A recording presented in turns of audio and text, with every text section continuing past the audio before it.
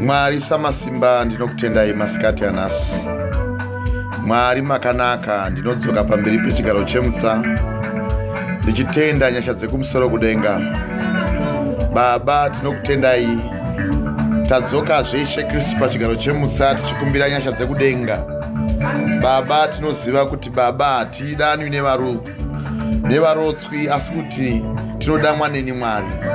Hatidanwi Baba nevavuki asi kuti tinodamwa nemi Mwari. Mwari makanaka yenyu, tinokutendai panguva ino. Ishe wangu, tinonamata tichitenda Mweya Mutsvene. Baba, tinouya pamberi penyu tichitsvaga nyasha dzekuti dai Mwari magona kutitungamirira. Baba, tirangarirei, tiri vana vamakada. Tinotenda Ishe Kristu dzidziso yenyu inobva kumusoro kudenga. Baba, tinotenda mashoko enyu anotisa kuna Mwari. Mwari makanaka yenyu, tinokutendai. Ishe wangu, ndimi Baba makatida tisati takuzivai. Baba, mukatipawo Ishe Kristu mufananidzo wenyu kuna Genesis chapter 1 pavhesi ya 26. Mukatipa simba Ishe Kristu masika munhu, murume nemukadzi. Baba, tinokutendai. Hatina watinotya panyika pano nokuti Baba makatisika nemufananidzo wenyu. Baba, hakuna chombo chingabudirira zviro kwazvo chingaparadza isu vatende vaJehovha. Mwari makanaka, tinotenda nemashoko enyu. Muri Mwari Ishe Kristu, asiri munhu anganyepa chaangataura Baba akasaita. Naizvozvo ndinotenda ini muranda wenyu. Ndinoziva kuti zvamunotaura munozadzisa. Bhuku yaNumeri Numbers 23 pavhesi ya 19. Mwari, tinotenda nekuti kana imi muchinge matisunungura Baba mazarura masuo, hakuna Ishe Kristu anogona kuuya achiuya achivhara. Munotaura kuna muprofita Malakai kuti uyai nezvose muimba yaMwari. Uyai zviro kwazvo nemabasa ose akanaka.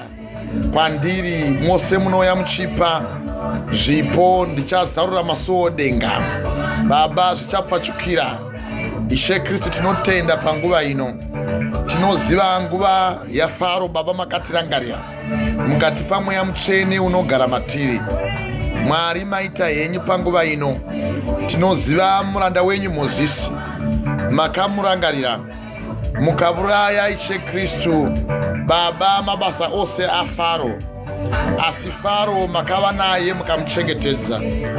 Mwari, tinotenda panguva ino. Chimirai nesu Baba, mufambe nesu.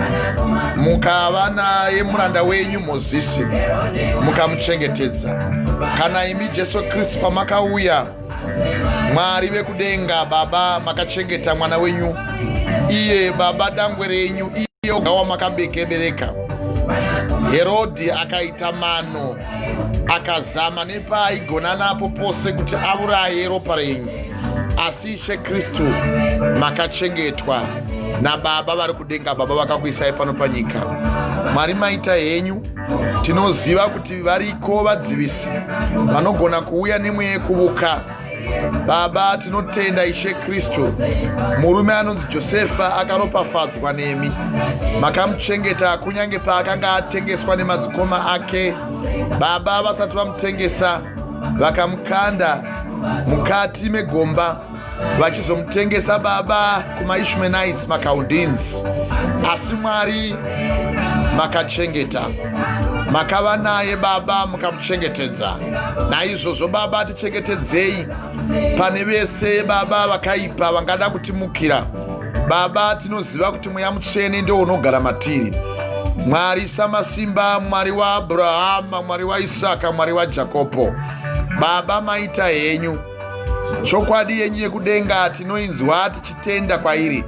Baba, chitaurai nesu zvakare madekwana anhasi patava kupupura pamusoro peMweya Wekuuka part 3. Baba, tinoda kukumbira Mweya Mutsvene kuti uye kwatiri. Chimirai nesu Baba, mutigonese Ishe Kristu. Muwane Ishe Kristu nyasha dzenyu Baba pamusoro pedu. Zodzai Baba miromo yedu, nokuti munotaura kuna Malakai chapter 3 pavhesi ya7 kuti muromo momupristi munobuda zivo. Naizvozvo vanhu vanofanira kurerekera nzeve dzavo kuti vawane njere neuchenjeri. Baba, maita henyu panguva ino. Chindibetserai ini muranda wenyu Apostle Michael Gabriel Prince pandichanamata, uye Baba pandichapupura shoko ino kuti kunyengetera. Chiisai kana murandakadzi mudzimai wamakandipa mubetseri wangu Ishe Kristu, amai Esther Prince. Ndichinamatirawo Baba sungano yamakapa pamberi pedu yeDACC, Dunamis Assembly of Christ Church. Baba, varangarirei vese nevanopupura kubata kwa Jesu. Mwari vaitirei zvakanaka. Ndichinamatirawo kana vana vamakandiropafadza navo kubva kuna Brian, Samantha, mapatya makandipa Shoni naShalini, nemuranda waMwari Baba Ishe Kristu wamakandipa mwana wangu Samuel Prince, uyo wamakazodza Baba ane chipo Baba chekutaura nemi ari muduku ane makore masere. Baba, ndinotenda kubva parushiye gwake takaona simba rake, naiko zvino tichiri kuona simba rake uye tichaona simba rake nekumberi. Ndichinamatira kana rugotwe rwangu Sue Prince, ivai navo Baba nehama dzose Baba dzinotikomberedza Baba dzichikumbira nyasha dzekwandazvarwa Baba, varangarirei vaitirei zvakanaka. Mwari kudziwai Baba, maita henyu ndinokutendai. Rudzi gwese neropa rangu Baba kwandazarwa nekwazvarwa mudzimai wangu Baba kwaazvarwa, rangarirai nevose hama dzose dzinopupura imi. Mwari varangarirei Baba makanaka. Jesu Kristu mambo wedu, rudo rwaMwari Baba nekuwadzana kweMweya Mutsvene dai zvanga zvava nesu kubva zvino nekusingaperi. Tinotenda. Haleluya. Ndinokuchingamidzai mama pamberi paMwari.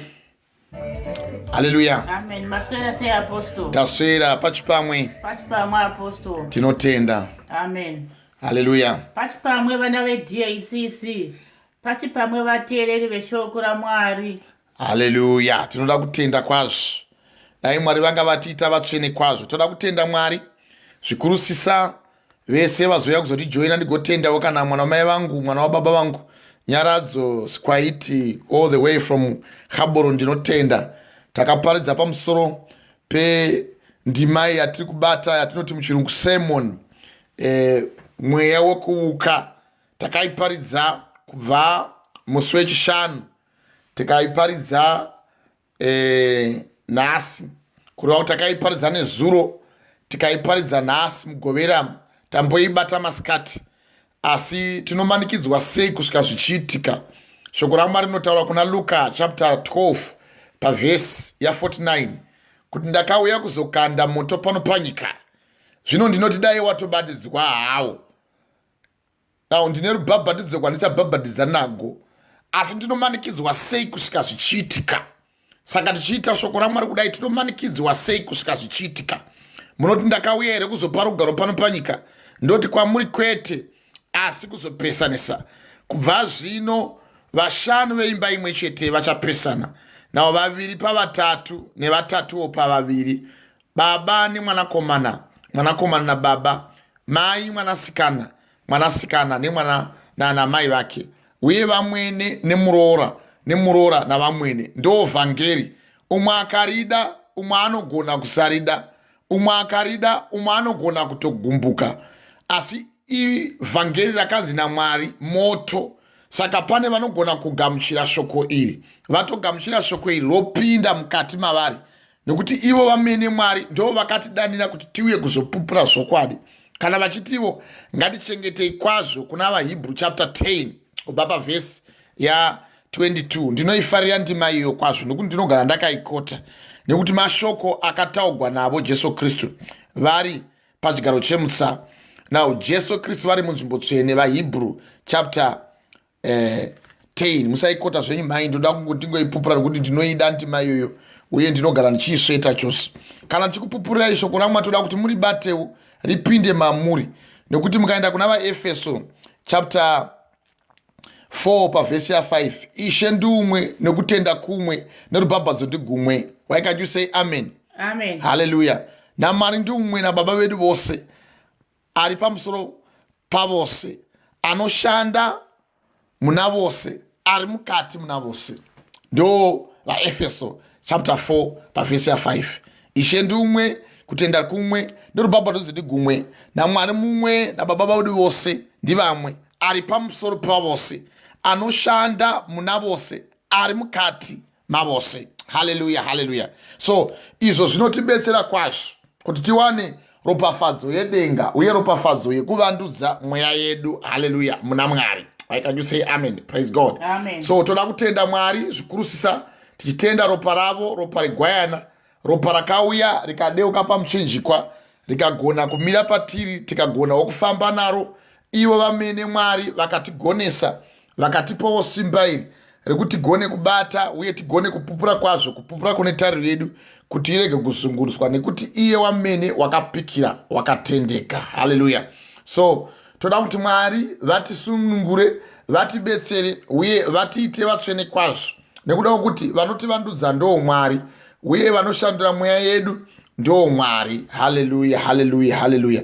So toda kutenda muwepo waMwari, tigotenda nyasha dzavo, nyasha dzaJesu Kristu, kuwadzana kwemweya mutsvene, izvo zviri matiri zvivandudzwe uye zvirambe zviri matiri, uye ivo zvavari Mwari vakatidana kubva musvina vachitisa muchiedza vatibetsere uye vatisunungure. Haleluya, praise God. So toda kutenda Mwari tichiisa maoko edu kwavari nekuti ndo mupuwe zvose, tichitendawo zvakare iwo mweya mutsvene unopupurwa matiri navo ivo Mwari. Haleluya, haleluya, praise God. So toda kutenda Mwari. Saka ndachida kuti ndivhure tsamba kuna vaEfeso, kuna vaEfeso ndo kwandakota manyima. So kuna vaEfeso chapter 4 pavhesi ya 5 musoro weshoko watiri kubata nawo Mweya Wekuuka chapter 3, tapobata chapter 1 chapter 2 iyi yava chapter 3. Saka ndanchiti isu tinomanikidzwa sei kusvika zvichiitika nekuti Mwari vakauya kuzokanda moto pano panyika. Now pamamuchiwa ndichikota ndichiti mweya waMwari ndi umwe, Ishe ndi umwe, kutenda kumwe nerubhabharidzo ndi gumwe, naMwari mumwe nababa vose ari pamusoro pevose anoshanda muna vose ari mukati mavo vose. Saka Mwari vanogara nesu uye Mwari ndo mucherechedzo wavo wakakwana kwazvo matiri. Haleluya, haleluya. So toda kutenda Mwari, tigotenda zvikurusisa iwo mweya mutsvene unopupura matiri. Haleluya. Dai Mwari vanga varopafadza kutaura kwamashoko avo, vagona kuramba vakamira nesu uye vativandudza kwazvo. Haleluya. Tinotenda, toda kuti Mwari vatite zvakanaka. Toda kuti mai muende zvenyu chiri kuvhura kuna vaHebrew chapter 10 pavhesi ya 15. Ndinoida ndima iyoyo, asi toda kuti Mwari vakubetserei tikwanise kuvhura kumagwaro endima yandanchitaura nezvayo iya, ndima yamabasa apostori chapter 13. Toda kubata kubva pavhesi ya 1 tiwe mashoko emweya wokuuka. Haleluya. Uyo mweya wokuuka uyu une simba manji. Ndoda kuti Mwari vatibetsere, vatiite vatsvene kwazvo uye vativandudze tigone kumira pakutenda, nekuti chinokanganisa vanhu vazhinji kana kuti chiri kutikanganisa pakurarama kwatiri kuita uku, tine mweya yasumuka isisiri mweya yakanaka, isisiri mweya yaMwari yotitungamirira makereke, yotiita kuti isusu tive tinotevera zvisiri zvaMwari. Haleluya, haleluya. So kana tichinge tichipupura Mwari, toda kuti Mwari vatibetsere, vatiite vatsvene kwazvo uye vatichengetedze. Kana muchiwa shoko raMwari ndinoida chaizvo ndima yavaHebrew chapter 10, kuti naizvozvo hama dzangu, zvatisingatsungi kupinda panzvimbo tsvene neropa raJesu nenzira itsva mhenyu yaakativimbira iye nokupinda kwake pachidziro chetemberi, ndo nyama yake, uye zvatine muprista mukuru. Ndosaka tichipupura kudai nokuti ndo muprista mukuru. Zvatine muprista mukuru paimba yaMwari, ngatiswedere nomwoyo wechokwadi nokutenda kwakasimba, mwoyo yedu yasasiwa pahana yakaipa nemvura yakanaka. Ngatichengete kwazvo kupupura kune tariro yedu kuti irege kusungunuswa, nekuti iye wakapikira wakatendeka. Ngatirayirane, timutsane mwoyo kuti tive nerudo nemabasa akanaka. Ndo kumutsana kwatiri kuita tichiparidza vhangeri kudai. Tisarega kuungana kwedu sezvinoita vamwe vedu, sezvatinoona zvikuru kuti zuva raswedera. Haleluya. So toda kuti mama muchiinda kutsamba yedu tisawesta nguva kuna mabasa apostori chapter 13 kubva pavhesi ya 6. Fambai zvenyu mama, mboverenga paya paya tanga kubva pavhesi ya 4 zvenyu, muwe mashoko aMwari, avadzidzi vaMwari vakanga vava kufamba naMwari uye vakanga vava kutaura ukuru hwaMwari. Ava ndivana Petro sava. Haleluya. Tiibate ndima iyo zvakatsetseka distinctly. Praise God. Haleluya. Fambai zvenyu mai.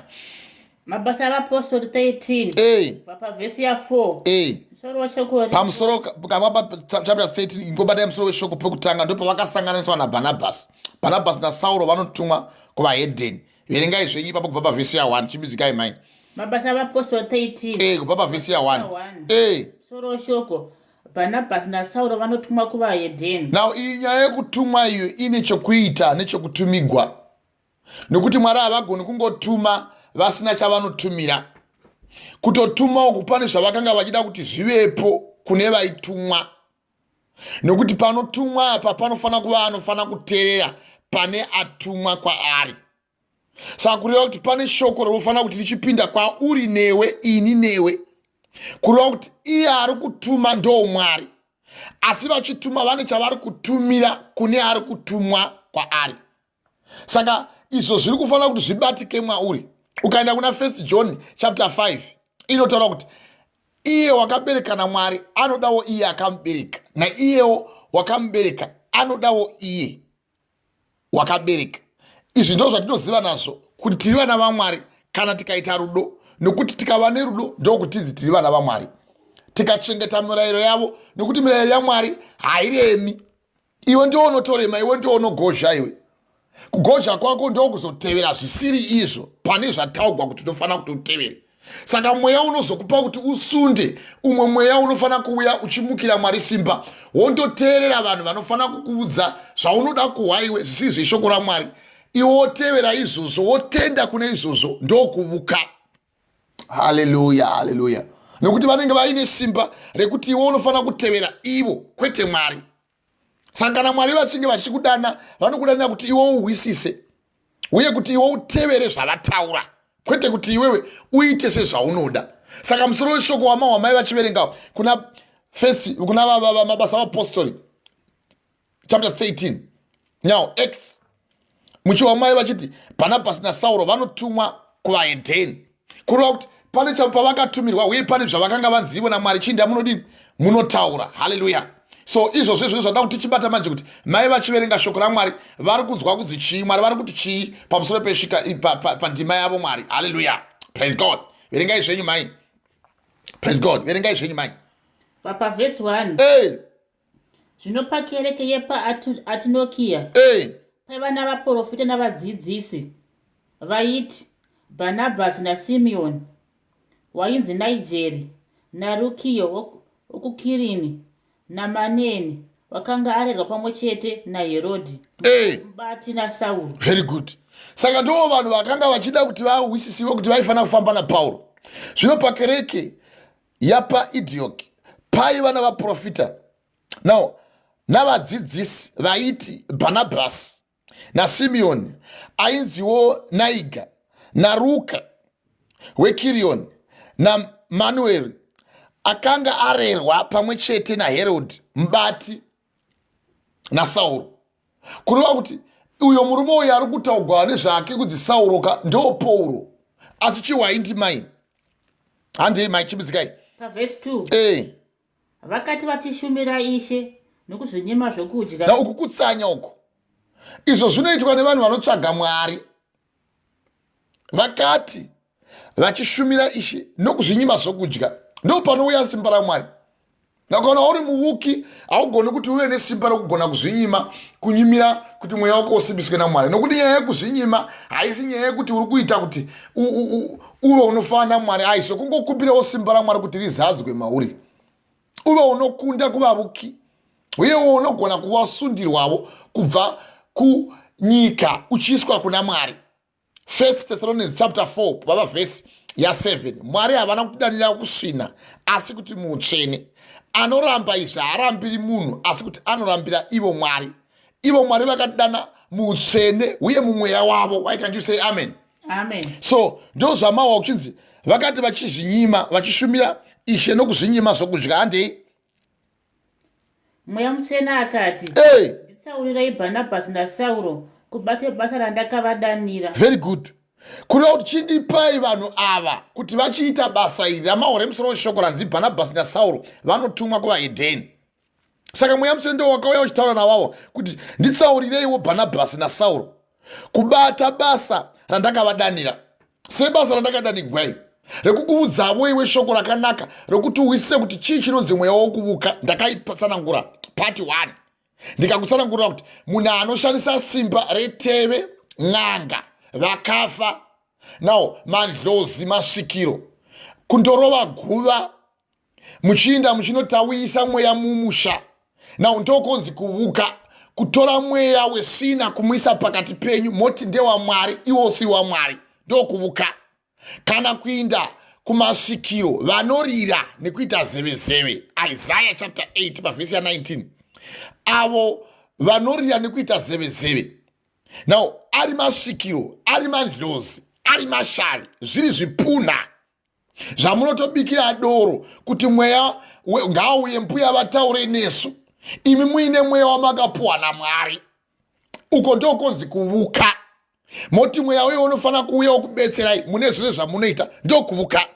Saka kana vanenge vachiita izvozvo ndo vari kunzi naIsaiah chapter 20 now mava pa 18 kuti kana vakati kwamuri indai munobvunzira kune vava vanorira, anototi resigna, Gabriel mambo makanaka, done for the ark, resigna, ochitaura chirungu chakatyoka, na vochitaura zvimwe zvisiri izvo, vochitaura zvavasina kunzi naMwari ngavataure, dziri nhema yandakakoterai kuna Ezekiel chapter 13, vachitaura zvisiri izvo zvekuumana kwavo. Ezekiel chapter 13, ndine mhaka nevaprofita avo veimba yeIsraeri vanoprofita nhema, now vakangofanana nemapere kana kuti vakafanana nemakava ari mukati mematongo.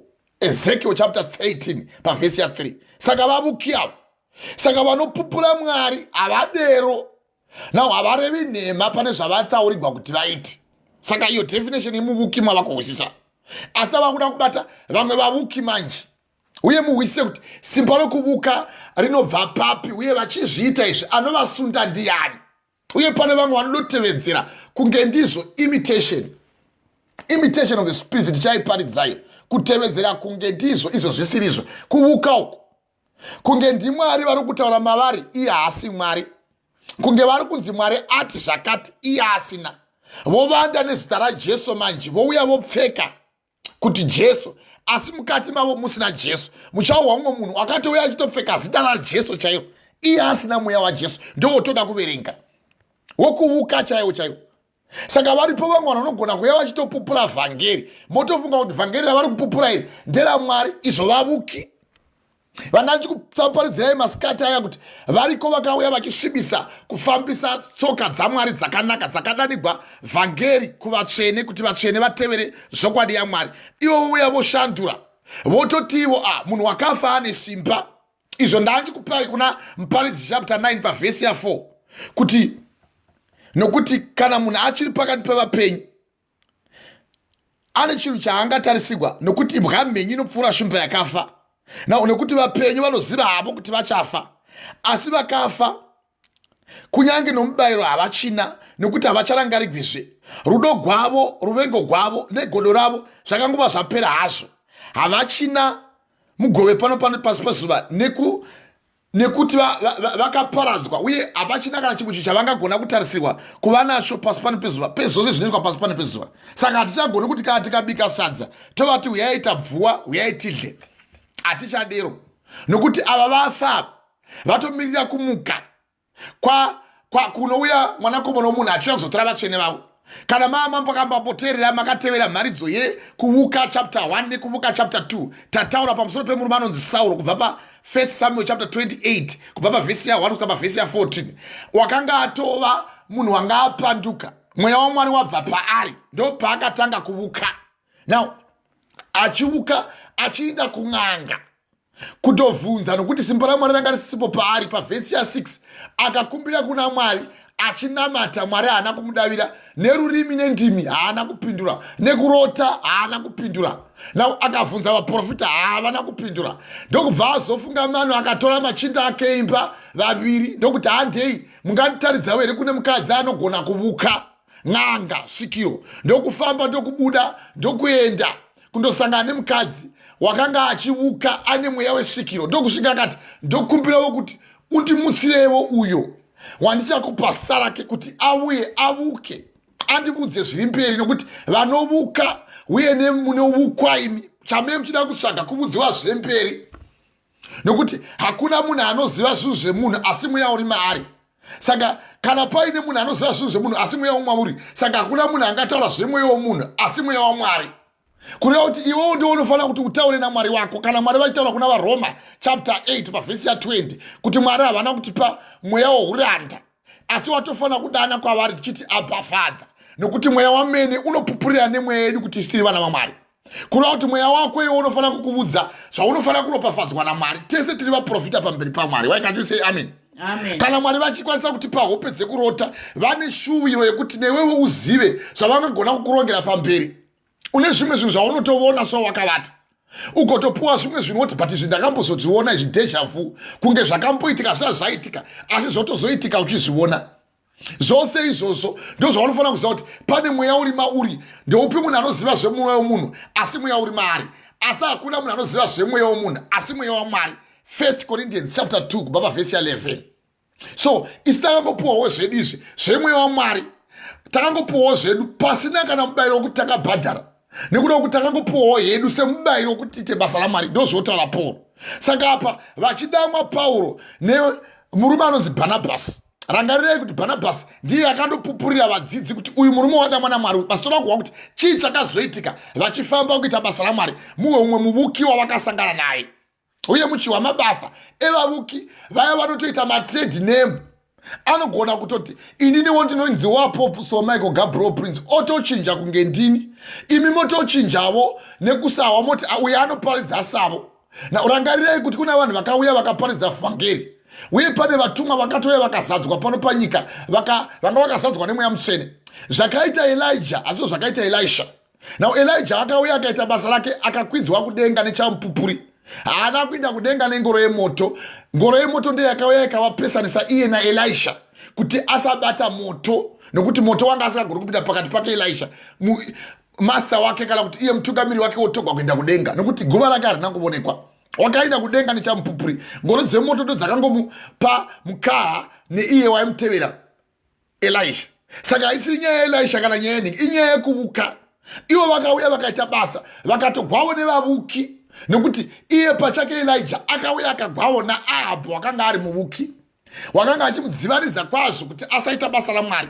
Rangarirei kuti Ahabhu wakanetsa 1, wakatora munda waNabhoti 3, akanamata Bhaari, zvimwari kuvuka uko. Akatora vamwari vemukadzi wake Jezebheri akati uyai pano. Ndokutora iyo mukadzi wakapanduka raaitova hure futi, nokuti wakada kumbototi Jehu apinde maari. Jehu akati iye mukadzi iwe ngaawe, kubva pakamusundidzirei awe, akausigwa pasi akafa. 2 Kings now chapter 8 inoreva izvozvo pamusoro pemukadzi wakausigwa pasi, ndobva afa, akadliwa nembwa mbiri wese, kukasiyiwa zvanza nemakumbo. Haleluya, haleluya. Iri nyaya yekuvukai. Saka vose vanovuka, kana iye murume anonzi Sauro adero avuka. Bhuku yangu inosanangura kuti mukadzi akazodana mweya waSauro. Mweya waSauro ndokuuya ndokubvunza kuti kwewe unondishungidzikireko, ko wandisumudzireko kubva muhiro. Iwe ndakakubudzawo kuna 1 Samuel chapter 15 kuti wapandukira Mwari iwe. Mwari vakuramba. Naizvozvo Mwari vakuramba, uye watouya kuzobvunzira kuvavuki. Asi mukaverenga 1 Samuel chapter 28 kubva pavhesi ya 3 inoti iye Sauro wakanga abvisa vose masvikiro nevavuki muimba yeIsraeri, nekuti wanga agadzwa kuti aise muprofita. Saka zvino kwazvo ndezvokuti kana iwe uchinge watanga kuvuka, mweya waMwari unobuda. Saka ava vaidamwa ava vachinzi chii dai munoparidza, vaitoparidzira vanhu kuti vatize kuvavuki, nokuti kwava kune vavuki kwazvo vaitoteveravo vavuki nevaivavukiravo. Hallelujah, hallelujah, hallelujah. Iri kubatika zvakanaka naErimasi. Amen. Praise God. So iwewe nezvako unofanira kuti uchiri mugwavo ubve mukuvuka, ubvewo muvavuki, nokuti mukaverenga tsamba yaEzekiel chapter 13 tamboikota kubva pavhesi ya 22 kuti nekuti nenhema dzenyu makarwadza mwoyo wewakarurama wandisina kuchemedza, mukasimbisa mavoko ewakaipa kuti arege kudzoka panzira yake yakaipa, aponeswe. Naizvozvo hamuchazovoni zviratidzo zvinonyengera kana kuuka zvinovukwa. Kureva kuti imi munotovukwa imi, kana kuvuka zvinovukwa. Ini ndicharwira vanhu vangu pamavoko enyu, ndo zvinotaura Jehovha, kwete ini. So vachikugwirai Mwari pamaoko evavuki vaya vanenge vachinyepa ndo basa ranga ratumigwa manje varume ava murume anonzi iye Pauro naBhanabhasi. Handei mai chimbidzikai, fambai zvenyu, famba mudikani. Ndangokota uko kuna Ezekiel chapter 13 kubva pavhesi ya22 kusvika pavhesi ya24 chifamba 23 yabeg pardon chifamba zvako mudikani. Pavhesi 3 ipapo vakazvinyima zvokudya vakanyengetera vakaisa maoko pamusoro pavo nokuvaendisa. Now kureva kuti vachiita basa iri navanga vatumigwa kuti wani vazoparidza vhangeri semaparidziro atiri kuitawo. Uye vhangeri tiri paridza tokuparidzira kuti iwe neni tive tinowana nyasha uye tigowana ropafadzo yekutizisiwa kubva muzvivi. Saka vachida mwapa muchiwa shoko maipa vanga vachiverenga vati zvino pakarepo musoro shoko Bhanabhasi naSauro vanotumwa kuvaHedheni. Ndiyo yamaverenga mai handiti pavhesi ya1 mukati zvino pakarepo zvino pakereke yepaAndioki paiva navaprofita navadzidzisi vaiti Bhanabhasi naSemioni ainzi Naija naRuko Wekimio naMauni. Hallelujah, praise God. Now akanga pamwe chete naHerodhi mubati naSauro vakati vachishumira Ishe nokuzvinyima zvokudya. Mweya Mutsvene ukati kwavari, nditsaurirei Bhanabhasi naSauro kubasa rekubata kwaMwari randakavadanira serandakadangwa iri. Ipapo vakazvinyima zvokudya vakanyengetera vakaisa mavoko pamusoro pavo ndokuvaendesa. Kureva kuti vachiendeswa vakanga vakuendeswa kunoita basa raMwari manje. Saka vakatsaurwa naMwari vachichinda muhashoko raMwari. Chiwai manje pavhesi ya4.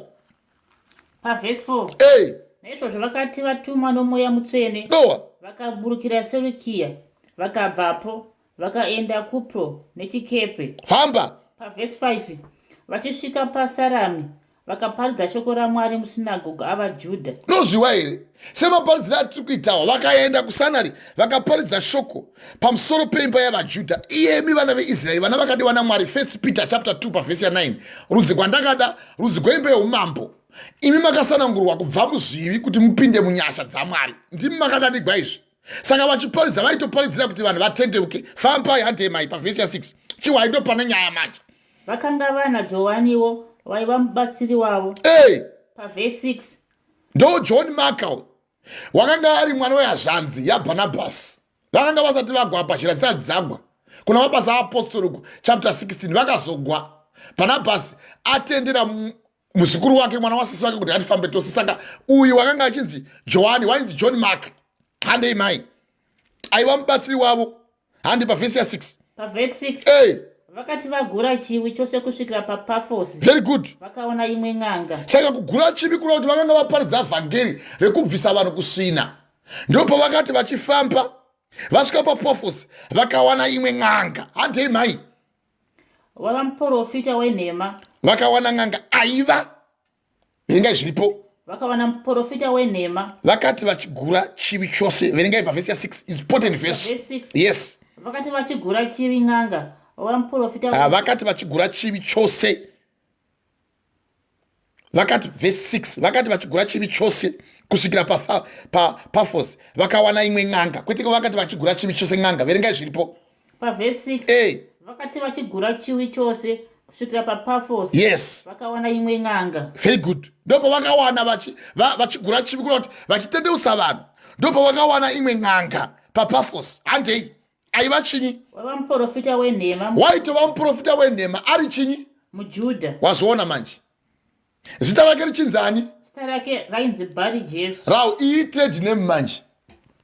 Zita rake achinzi Bar Jesus. Izvo tichikuudzai kuti variko vanovuka vachiuya vachipfeka zita raMwari ivo vasiri vana vaMwari. Uyu waitova n'anga muvuki yamuri kuwa mai vachimuverengapa kuti vakati vagura chivi chose kusvikira paPafosi vakawana imwe n'anga aiva muprofita wenhema muvuki. Sewandamboparidza kuna Mweya Wekuuka part 2 yemurume ainzi iye Hananaya kuna Jeremiah chapter 28 wakarevavo nhema achiti vana veIsraeri vakadzoswa vagopinda munyika back yeIsraeri asi Jeremiah wanga azviprofita kuna Jeremiah 26 musoro weshoko. Jeremiah anda kuurawo nekuprofita kwake, vakamuvenga kwazvo. Now zvose zvichiitwa izvi Mwari vaita kuti simba ravo rionekwe. Now iye achitoda kutochinja uvepo hwaMwari kuti ahufananidze naye iye. Mwari vakati haiyoyo haibudi iyoyo. Alright, zvadaro izvozvo izvo aita saizvozvo Mwari vakanoshangira murume anonzi Jeremiah, iye areva nhema kuti vachadzoka. Mwari vakati enda unomuudza kuti iwo areva nhema. Now akareva nhema, vana veIsraeri vabuda munyika yechipikirwa.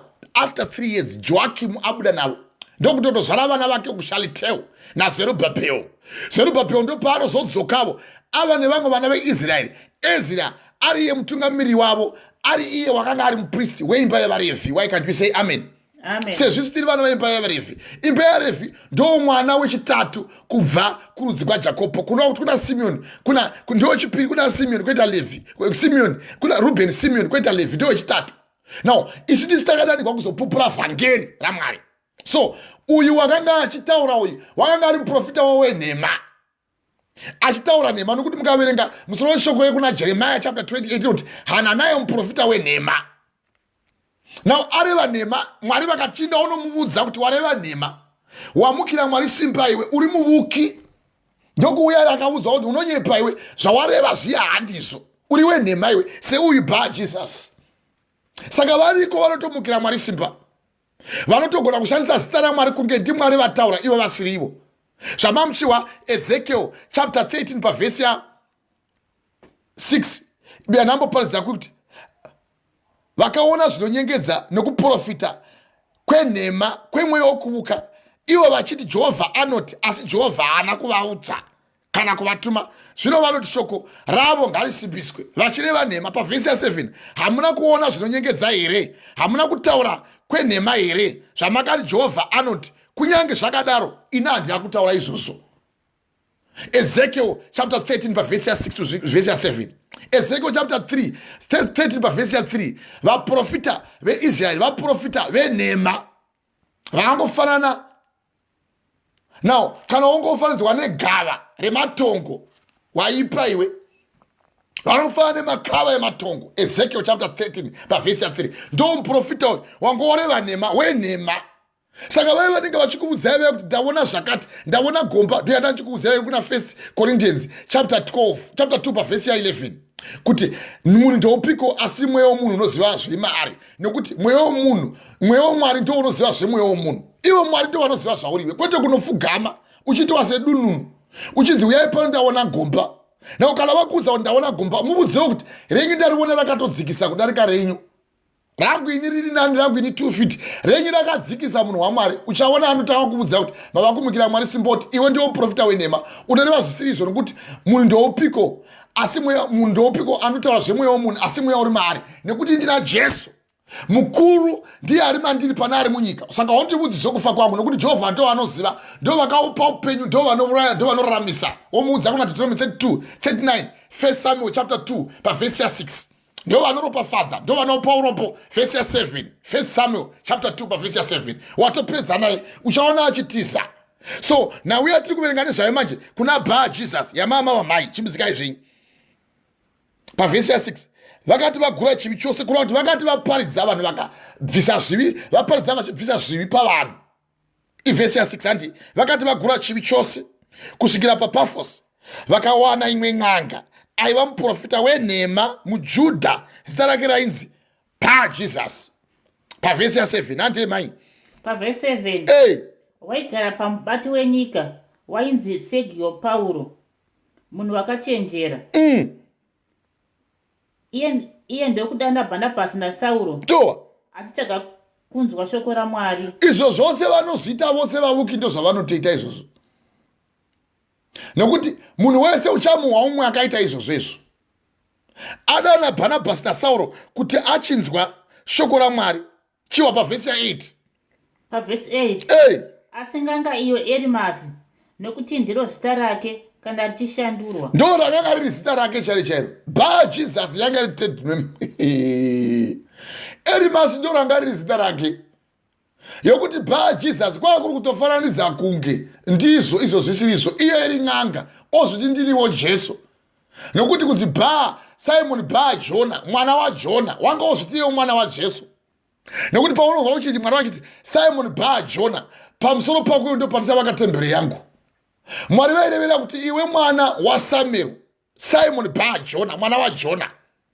Pauri kuda kuti iwe wanga kuti Jesus, kuda kuti ndiri mwana wa Jesu, iwe iri n'anga.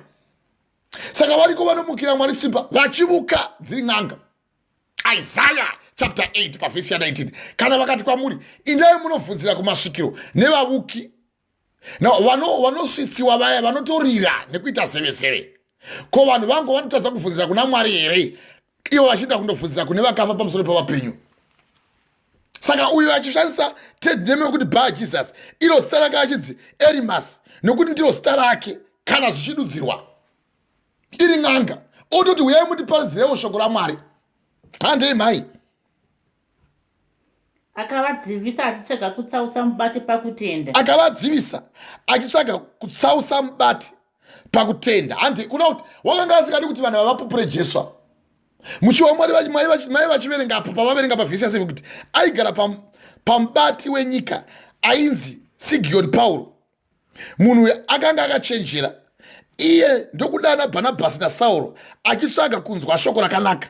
Now, asi n'anga iyo Erimasi, nokuti ndiro zita rake kana zvichidudzira, akavadzivisa achitsvaga kutsausa mubati pakutenda. Iye si vabati pakutenda kudai ndisi toda kutsausiwa nevavuki. Iyo iri n'anga yoti uyai kuno mundiparidzira izvo inhema kutovhara kuti aregai kuparidza. Ndina umwe mwana mai wangu wandakazvagwa nayoko ndichitoparidzawo Cape Town uko. Ototi regai kudana mai nababa mavatengerere chinyitege.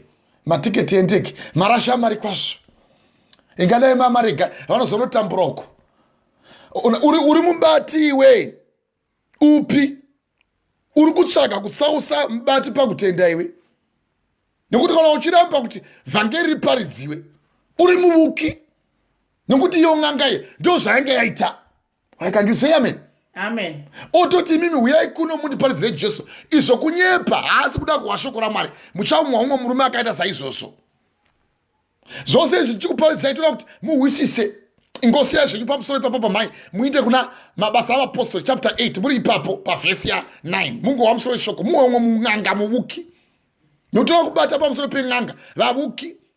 Tambotawo pamusoro pevaprofita vevavuki uko vanoruma nemeno ivo vasingaisi chinhu mumuromo vachiti rugare iyo nguva yekutambura nguva yekorona kudai. Ngoti rugare Mika chapter 3 pavhesi ya 5 vanovuka. Now ndichabvisa vose vanhu vamunovhima semunovhima mweya yeshiri. Ezekiel chapter 13 kubva pavhesi ya 18 ivo vamunovhima semweya yeshiri makatambudza mweya usingafani kutambudza, mukararamisa mweya usingafani kuraramiswa, uye mukaita kuti munhu wakaipa aome mwoyo, uye wakanaka ave asingagoni kutendeuka kuti abve muna Mwari. VaRoma chapter 2 nawo pavhesi ya 23 noti zita raMwari rakamudzwa pakati pevahedheni, zita raJehovha rakamudzwa pakati pevahedheni nokuda kwenyu. Apa muchiwa tichiparidza pamusoro paPauro achidamwawo achinzi Bhanabhasi naSauro vanotumwa kuvahedheni kunovaparidzira. Imi munoti mune mweya waMwari motomutsa mweya wakaipa. Na muchimutsa mweya wakaipa uyu wokuti vanhu vatevere svina. Izvo tiri kukuparidzirai apa muchiwa vhesi ya 7 yaverengwa namai kuti aigara pamubati wenyika ainzi Sigio Pauro, munhu wakachenjera. Iye ndokudana Bhanabhasi naSauro achitsvaga kunzwa shoko raMwari. Asi n'anga iyo Erimasi, nokuti ndiro zita rake kana zvichidudzirwa, akavadzivisa achitsvaga kutsausa mubati pakutenda. Ichitotsividziwa manje kuti musaparidzira shoko iri. Munotaura chii nokuti ava ndo baba vangu ini ndo vanondiparidzira vhangeri kuenda kudenga. Ndi papa vangu. Izvo unoti papa iyo uwo muvuki n'anga. Anoreva nhema kuti Mwari vataura izvo vasina. Gore rino richabhig year of greatness. Ndo greatness iyo. Vanhu vachitambura chaizvo tine vana vawanda vari kutochema. We have got Mwari vakatisa mavoko vakatipawo a very good foundation, Michael Gabriel Prince Foundation yokubatsira varombo. Now mukaenda kuna mapisarema 82 wisai varombo, wisai vanotambura, besai vanotambura, iva ine ngoni nevanoshupika. Iwo ndio pauri busy kutora mari dzevanhu uchiti wisai vaya vanoda kuti muchitambura wisai mupe chegumi. Wakabuda achideroko woku South Africa nambo mureva Bushiri. izvo unotoreva unoti vanorevere chii wangu iye Mwari achitaura zvana Jesus isu tichifanira kuparidza vhangeri rinoreva shoko raMwari kana vasingarevi zvinoreva shoko iri zviro kwazvo havana chiedza chamangwanani Isaiah chapter 8 pavhesi ya 20 totoreva nemazita avo nokuti vana Jesus vakarevwa naiye Pauro anonziye Sigio Pauro wakanyogwa Pauro wakanyogwa Barnabas wakanyogwa newewe uchanyogwavo ndapokuudzai Ezekiel chapter 14 pavhesi ya 10 vachava nemhosva nokuti zvakaipa zvemuprofita zvichaenzana anobvunzira kwaari imoti kwai tozvirevera chi toregere chikuzvireva why should we not speak about it toregere chikuzvireva iwe kana uchitevera munhu anovuka oda kutirege kuti mweya wako urasvikerewe iwe uchiwa kuna Ezekiel uko chapter 33 kubva pavhesi ya 3 uri nharire yandakaisa pakati penyika iwe kuti upupure zvokwadi yaMwari yekuti vanhu vatendeuke kubva muzvivi nao kana ukasapupura kana vakasagona kutendeuka nekuda kuti havana kunzwa shoko ropa ravo richachemwa pauri ini ndinotongwa nekuti iwa honda kuvudza nao tsamwa kana watsamwa unofanira kutendeuka iwe sezvakaita murume anonziye Cain watsamwa Mwari vakabvunza kuna Genesis chapter 4 chiso chako chaunyana watsamwei waurayewo watsamwei wauisa muriwo indati muriwo handibudi ndati only by the blood neropa chete kuti uponeswe vachizvarwa vana Abel naCain baba vavo Adam vakatora muviri kana kuti ganda gweshe chanoti chidhava kwedu now chegwai vafunura gwai vakavafukidza only the blood will be saved saka vaifanira kuuya uchipa zvibiriso zveropa zvemakondehwo okutanga uye akaitwa mubati wekurima mumunda Cain Abel akava mutariri wezvese zvepamusha kusanganisa makwai nengombe nezvipfuwo zvose Mwari vakati chiuya zvekupirisa iye pane kuti akupire kumunun'una oinda nemurivo Mwari akati handigamuchiri akatsamwa chiso chake chikaunyana pavhesi ya 6 Mwari wakati watsamwei chiso chako chaunyana nei chiso chako chachinja nemaki chiso chako chaunyana sei tarisa ukaita zvakanaka haungafariwo here chitarisa uone kana ukaita zvakaipa zvivi zvinokuhandirani pamusuwo pako asi iwe zviwane uzvivande uzvitize ine mamudi kutiza moda kuramba makazemberera nevavo vavuki ivavo vanorevere chii mazita avo totozvireva izvi tokuita kuti ubude kubva muvavuki mari dzedzi uchadziwa ende wadziwa kana ukasatendeuka uchafira muzivi izvozvo ivo vanoti he vanozvita vanofunga kuti havatadzi iwo uchiwa shoko raMwari kuti tese takatadza kuna Roma chapter 3 pavhesi ya 23 tese takatadza tikasaona kubwinya kwaMwari now izvi tiri kuita kuti iwe neni titendeuke iyewo neni tichiwa shoko iri nditendeuke kuti handidi kuva muvuki uye handidi kutevera muvuki ngatitevere Mwari. Why can you say amen? Amen. Unotsamwe ichi chinokutsamwisa pashoko raMwari watsamwe iwe ndiwe chivi here iwe ndakakubudzai ndikati Mwari havaregereri chivi asi vanoregerera mutadzi. God will never forgive sin but he will forgive sinners. Haaregereri kutadza anoregerera vanotadza. Kana wauya pamberi paMwari ukakumbira kuti Mwari ndibetserei Mwari voti yes right now chigamuchira Jesu semuponeso wako uti iye nekudaro Mwari wakada nyika akaipa mwanakomana wake ega akati ani nani anotenda kwaari arege kuraswa asi kuti awana upenyu kusingaperi. John chapter 3 pavhesi ya 16 Mwari havana kuuya kuzotonga nyika asi vakauya kuzodzikinura nyika. John chapter 3 pavhesi ya 17 iwo wakauya kuzodzikinura iwo utsamwa kuti vanorevere chii papa vangu vanorevere chii muprofita wangu. Now zvakaipa zvemuprofita zvichaenzana nezvakaipa zvaanonobvunzira kwaari. Ezekiel chapter 14 pavhesi ya 10 saka chiwa imwe n'anga yakanga yotoita zvakaipa mawaukowo Jesus zita rake raitonzi NEMADZINZA atova netrade name yekutsvaga mari kwazvo nekuti vame muchida kunovuka kwavari vanenge vachida kukurovai bhegi ende kwadzorwa matumbu ndokwadzomumanyira ende muchiribudisa bhegi racho yakura zvekutaura muchiuya vamwe muchipuhwa kana mashizha muchipuhwa nezvitina kuti uisai mari now uyerosadza mutekwe kwedera kwedu kumushakana tichidhidha mumadzidzo madziva muya tinenge chidhidha kana mugwisi nemusheche tichiti yerosadza mutekwe kwedera munhu akabata musheche muruoko kudai taizvita tichikura wangosvika padhuze waifanira kuti kana wangosvika pedo wotonyurira. Now zvakaisa vanhu vakawanda negwi nenzizi asi izvo zvazvina basa taitamba tichidzitambirai mumadziva asinganyudzi horohwa nemushechoko. Izvo ndio zvamemuchikwa so munovhimwa semweya weshiri yamamuchiwa ichiverengwa namai kuna Ezekiel chapter 33 kubva pavhesi ya 18 kuti zvanzi naJehovha vane nhamo vakadzi vanosonera zvifundo pafundo dzemavoko enyu, ivo maristband avo vanoita micheka yokufukidza misoro yevanhu vapi nevapi kuti vavhime mweya yavo, muchifukidziwa kwese kwamunoenda kana kun'anga kana kune mamwe machechi anonzi uya ufuge musoro tibvise mweya wosvina. Iro kana svikiro richiuya rotouya rakavhakwa nejira dema kana dzvuku nokuti ndeve ropa. Kawachiti no kana yauya ndipe ropa kana ng'ombe ichinge yafa svikiro rasvika kuti gai ndimwe ropero rigohlesa kupedza kuti chai iye ari munhu mupenyu. Uri mweya unenge uchimwa soropa so. Munoda kuvhima mweya yevanhu vangu, muchida kuzviponesera mweya iyoyo, makandimhura pakati pevanhu vangu nokuda kwetsama dzebhari nezvimiri zvechingwa, muchibika madoro tsano dzebhari nao ndo bheli ndo gorosi, muchiita madoro nemhuka nerukwesa. Nao muchinodana mweya yesvina uku muchitora mweya yemutarara. Takuudzai kuti vakafa havana chavanoziva.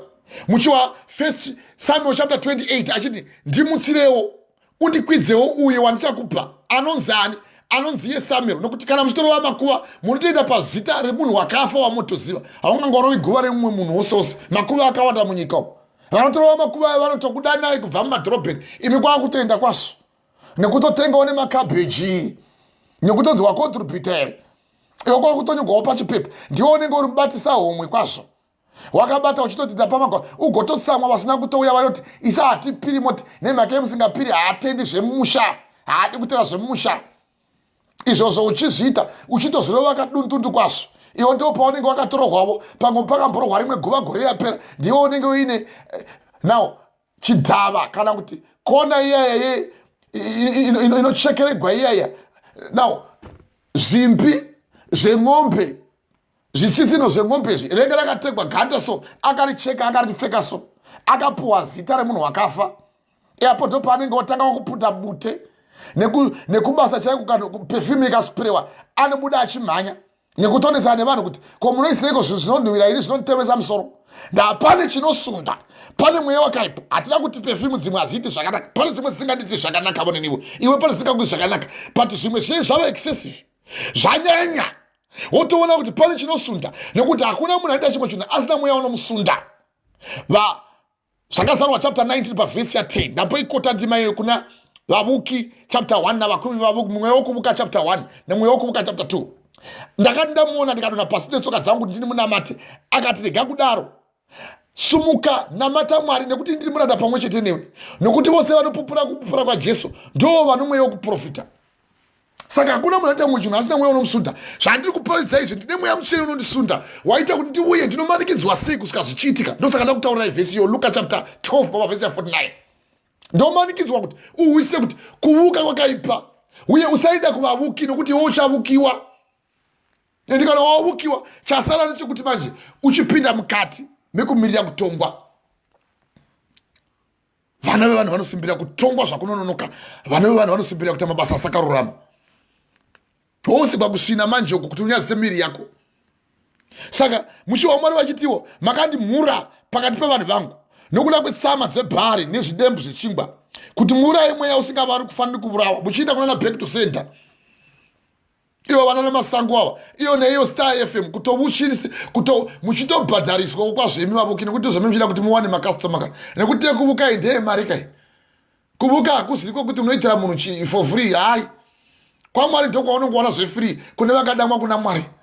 Nekuti kwawana ameni paakabviswa maperembudzi achidzi enda undonyika mumiri wako wese muJordan River, akatoudzwa ari kunze uko nemurume anonzi Elisha, akati enda unozvinyika mumiri mako muJordan River uchachena. Asina kutopinda muruvazhe, akatsamwa kwazvo, akati kwaAsiria kwandinobva ini uko kune nzizi huru sisa, ndikazonozvinyika murukova uko. Ndokubva aenda apa akanga anyeverwa semanyevero andiri kuita kudai, semanyeverwa auri kuitwa mweya wako nemweya mutsvene, nemwana wakanga atora ari musevenzi wake wakanga ari muIsraelite. Akati indai munoona muranda iye, hakuna chikuru chaangagona kukubvisai nokuti iye ari mweya waMwari uri pari. Akaramba, akazoenda aona kuti hazviite, asi wodzokera akaramba, akaenda kumba zvikadzi hamusaidzoka kuno kumakadai mani, pane yamarasika. Ndobva atora mutego kuti andopa murume anonzi naameni uko anopa naameni akatoa mutego kuti anopa murume anonzi Elisha muprofita achienda ari muzhira. Bhuku yangu inosanangura kuti iye akasvika akadziye usandipa kana chinhu. I don't want anything from you. Handidi kana chinhu. Zvino vavuki chavanoda imari ende vafuma nemi. Nokuti munovhimwa semunovhimwa mweya weshiri uchiwa kuti makandimhudza pakati pavanhu vangu nokuda kwetsama dzebhari nezvimiri zvechingwa muchipuwa kana mental cloth ndo chinokuchengetedza dhende rokuchengetedza. Mweya mutsvene waindepiko? Waindepi mweya mutsvene uyoyo? Dhende ndo rokuchengetedza. Tichikupupurira kudai mofunga kuti topupurira kuti mweya wenyu uve unosangana newakaipereka kuti usangana Mwari. Muchimhudza Mwari, muchiunza Mwari nezviyo, uchitotewa nezviyo so. Zviyo zvotoiswa pamberi pako so, wonzi iwe uchisunga, wontoisa fundo iyi paunovata kunhovo nemahwe fani. Irohwe. Uke chaire muchipuwa zvitombo kuti ichi ndera zvakati musasanganisa nemari.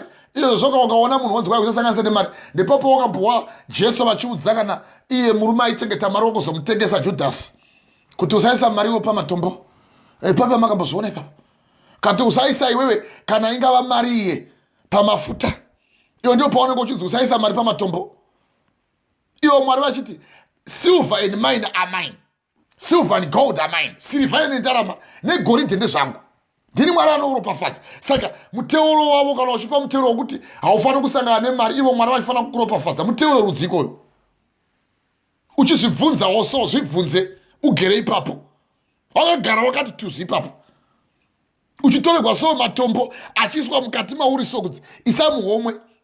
He usasangana nemukadzi. Usadai vachida kukota dzimwe mari dzo dzakaparidzwa uko kuna 1 Corinthians uko.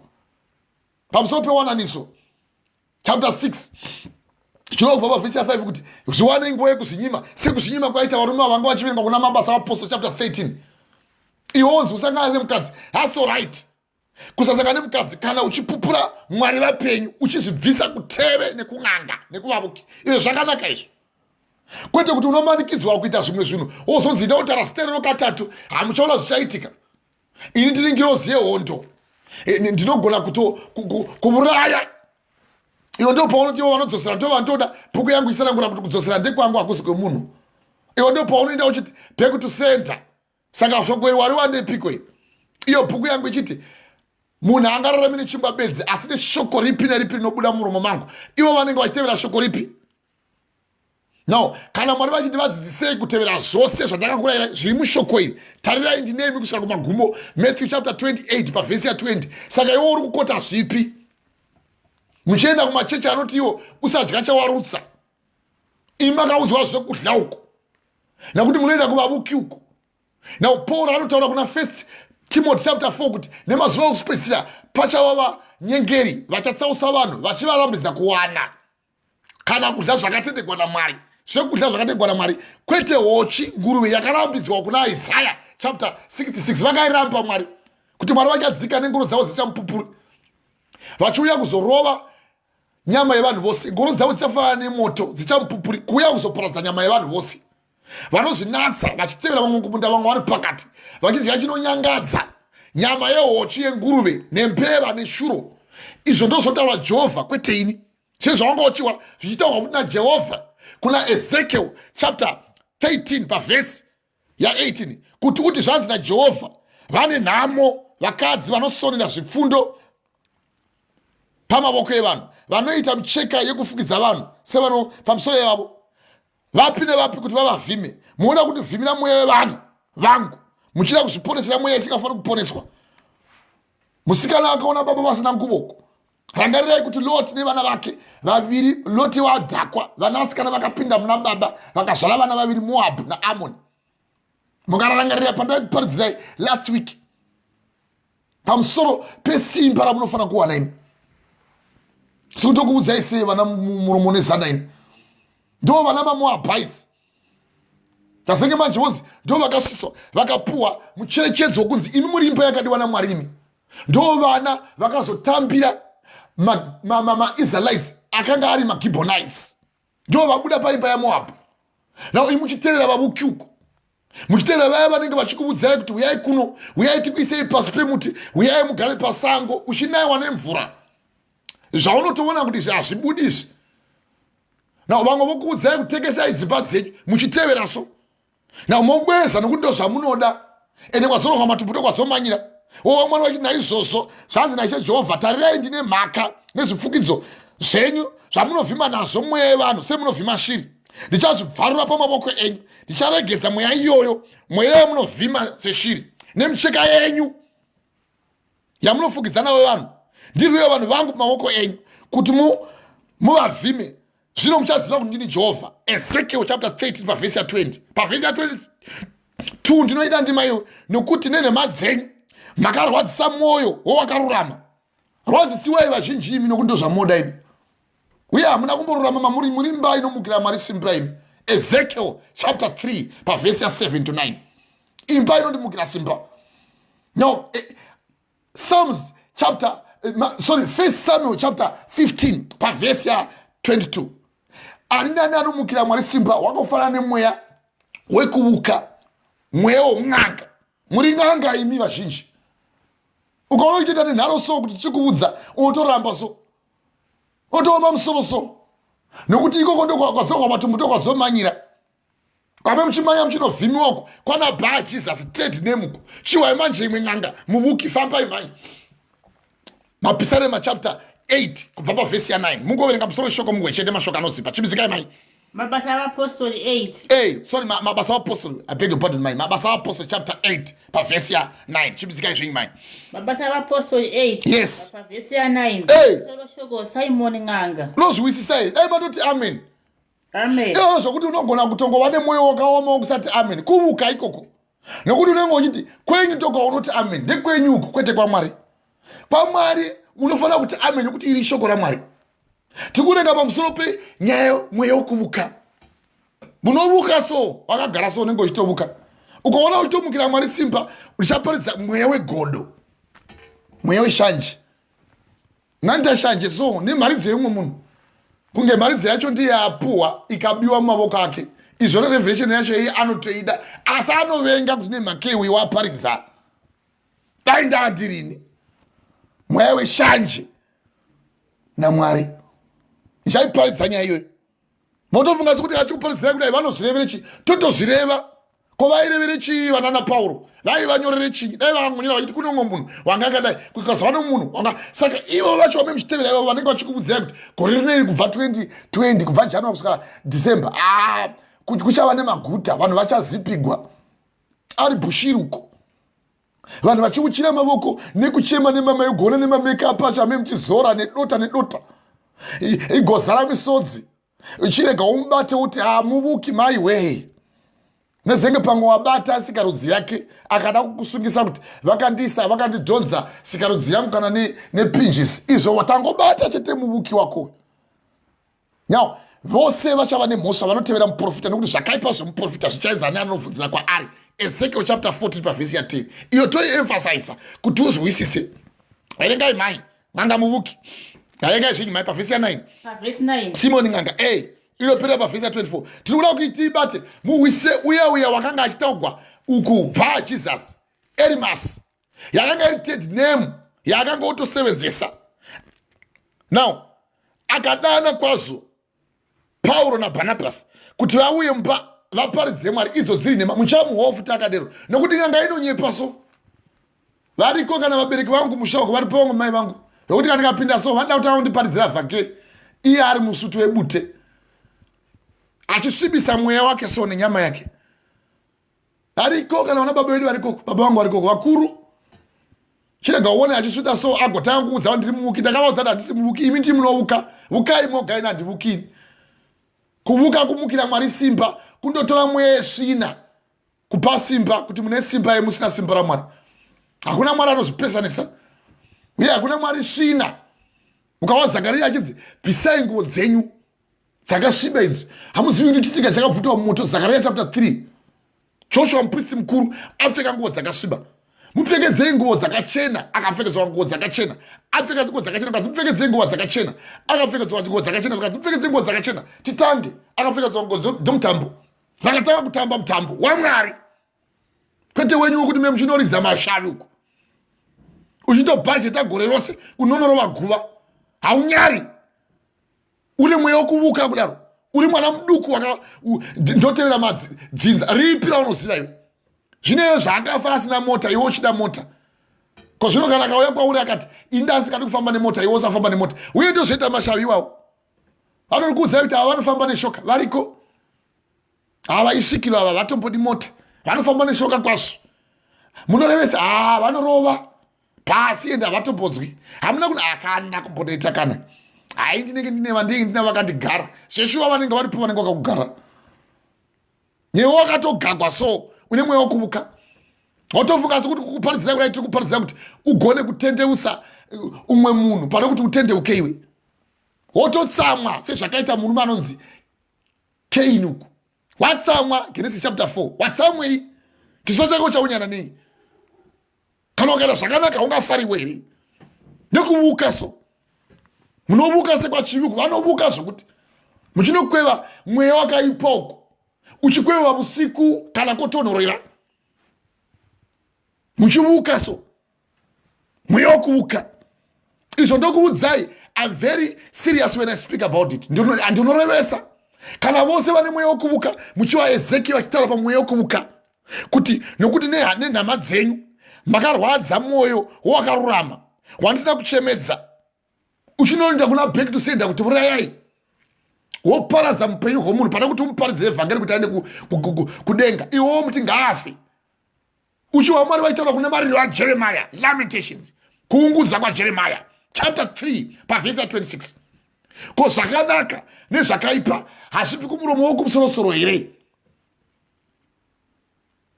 now he is the Lord ndiani angataura zvikasaitika ko munhu anonyunyutireiko kana iye achirohwa neshamu nezvivi zvake Lamentations mariro aJeremiah chapter 3 kubva pavhesi ya 36 kusvika pavhesi ya 38 worohwa namwari neshamu manje matoregwa zvose nematsotsi enyu mampavha dzinenge chikuti uyai munamate vavuki avo vachikuvhima ise vanovhima mweya weshiriso yamawa ichiverenga kuna Ezekiel chapter 3 uitevera iyo mufana wangu iwe madhlangove yakaipa nyaya yekuvukai iwe neni tisitobva kwachivi uku uchiuchirigwa kunzi kwai makadi ishumba uri shumba iwe uchitotaura uchitodavirira kuti ndiri shumba uri shumba iwe wakasikwa nemufananidzo womunhu waMwari munono uchiwa kuti makadi ibeta wava mbeva iwe iyo mbeva ichinzi usadla mbeva mbeva ine zvachitunha chai chaiyo wakadi ibanya isitoera beta isi tisi vana mbisi iyo svikokamudza watotsamwa varevere izvozvo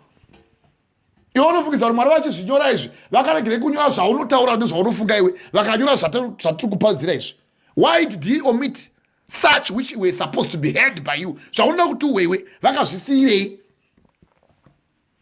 zvako izvo kuti unonochinja seted name paJesus uchiwa mwari vaitaura kuti Barnabas naSaul vanotumwa kuvahedheni sematumirwa anotiri kuita kudai wototsamwa kuti vanozvirevere chi tsamwa ndakanguudza kuti kana ungatsamwa usafunga kuti uchachinja mwari kuti vave mwari zvotsamwa izvo varengai zvenyu mai pavhesi ya 9 zvinokokanga kuno mumwe murume wainzi Semioni waiva n'anga dowa kare paguta iro waishamisa vanhu vaSamaria achizvita munhu mukuru wazviwisisazve uzviwisise musoro wesoko Semioni n'anga zvino kwakanga kuine mumwe murume ainzi Semioni aiva n'anga kare paguta iro mabasa apostle chapter 8 kubva pavhesi ya 9 zvino kwakanga kune murume mukuru mumwe murume ainzi Semioni aiva n'anga kare paguta iro guta reSamaria muIsraeri aishamisa vanhu ande mai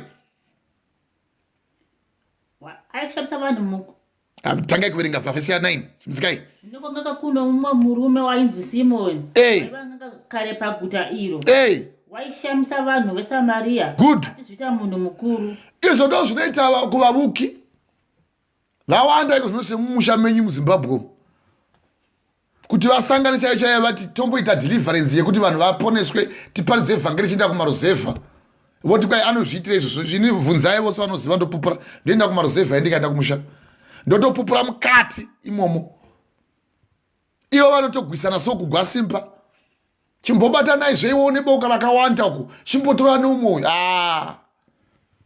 zvino kwanga kuine mumwe murume ainzi Semioni aiva n'anga kare aizviita munhu mukuru kwazvo. Pavhesi ya 10. Pavhesi 10. Vose vaduku navakuru vakamuteerera. Endai muchi pane koma. Musaramba muchidzidziswa imi. Mai, pane koma momira. Pavhesi 10. Vose vaduku navakuru vakamuteerera. Vose, koma, vaduku nevakuru, koma. Musakanganisa maridzo iyi. Matambudza namasa dzakaona dzamaoka mukanganisa. Verengai zvakanaka. Pavhesi 10. Yes. Vose vaduku. Very good. Navakuru. Very good. Vakamuteerera. Hey. Vachiti. Vose vaduku navakuru vakamuteerera vachiti. Handei? Uyu munhu isimba guru raMwari. Very good. Vachiteerera so muvuki. Ndo zvinoita vamwe vavuki vazhinji vari uku kumushomo. Anotouya achivuka so motomuti uyu munhu isimba guru raMwari. Vose vakuru vaduku kubva kumukuru kusvika kumukuru vachimutevera. Zvino kwanga kuine munhu ainzi Semioni aiva n'anga kare paguta iro, aishamisa vanhu veSamaria, achizviita munhu mukuru. Varimo muZimbabwe umu kutovataura vanozvitaura chinyi, iyo Semioni ichitaurwa vari kuona makandiwana namagaya, vanoshamisa vanhu chaizvo, kushamisa vanhu chaizvo. Asi chirega hongo kuprofita nhema kwavanenge vachiita. Ndo vari kutaurwa kuna Ezekiel chapter 3:13. Vanorevera chi koyo Ezekiel achitaura pamusoro pevaprofita venhema, uye Pauro achitaura pamusoro paSimeoni muvuki. Ko uyo torege kumutaura mukore uno. Wakoshei? Chii chaakosha? Wakanga aripo paimba yeSamaria, Israeri, achizviita munhu mukuru. Vose vaduku navakuru vakamutevera vachiti uyu munhu isimba guru raMwari. Pavhesi 11. Hate mai. Pavhesi 11. Hey. Vakamuteerera. Very good. Nekuti vakanga avashamisa neunganga hwake. Wazviona manje? Neunganga hwake. Nguva chinyi? Nguva huru. Very good. Panopedza statement ipedzei. Hallelujah. Vakamutevera nokuti akanga ashamisa vanhu vazhinji kwazvo neunganga hwake. Nguva huru. Vakamutevera kwazvo. Izvo muchiona maminimini achizvagwa so, mwana waita 3 days wazvagwa. Yokwatowa chirega uone manje tikakuudza ivo vanoparidza vhangeri vinisa kudenga. Okay, vamwe vacho motivational speakers hazvina kumboipa kuita motivational speaker.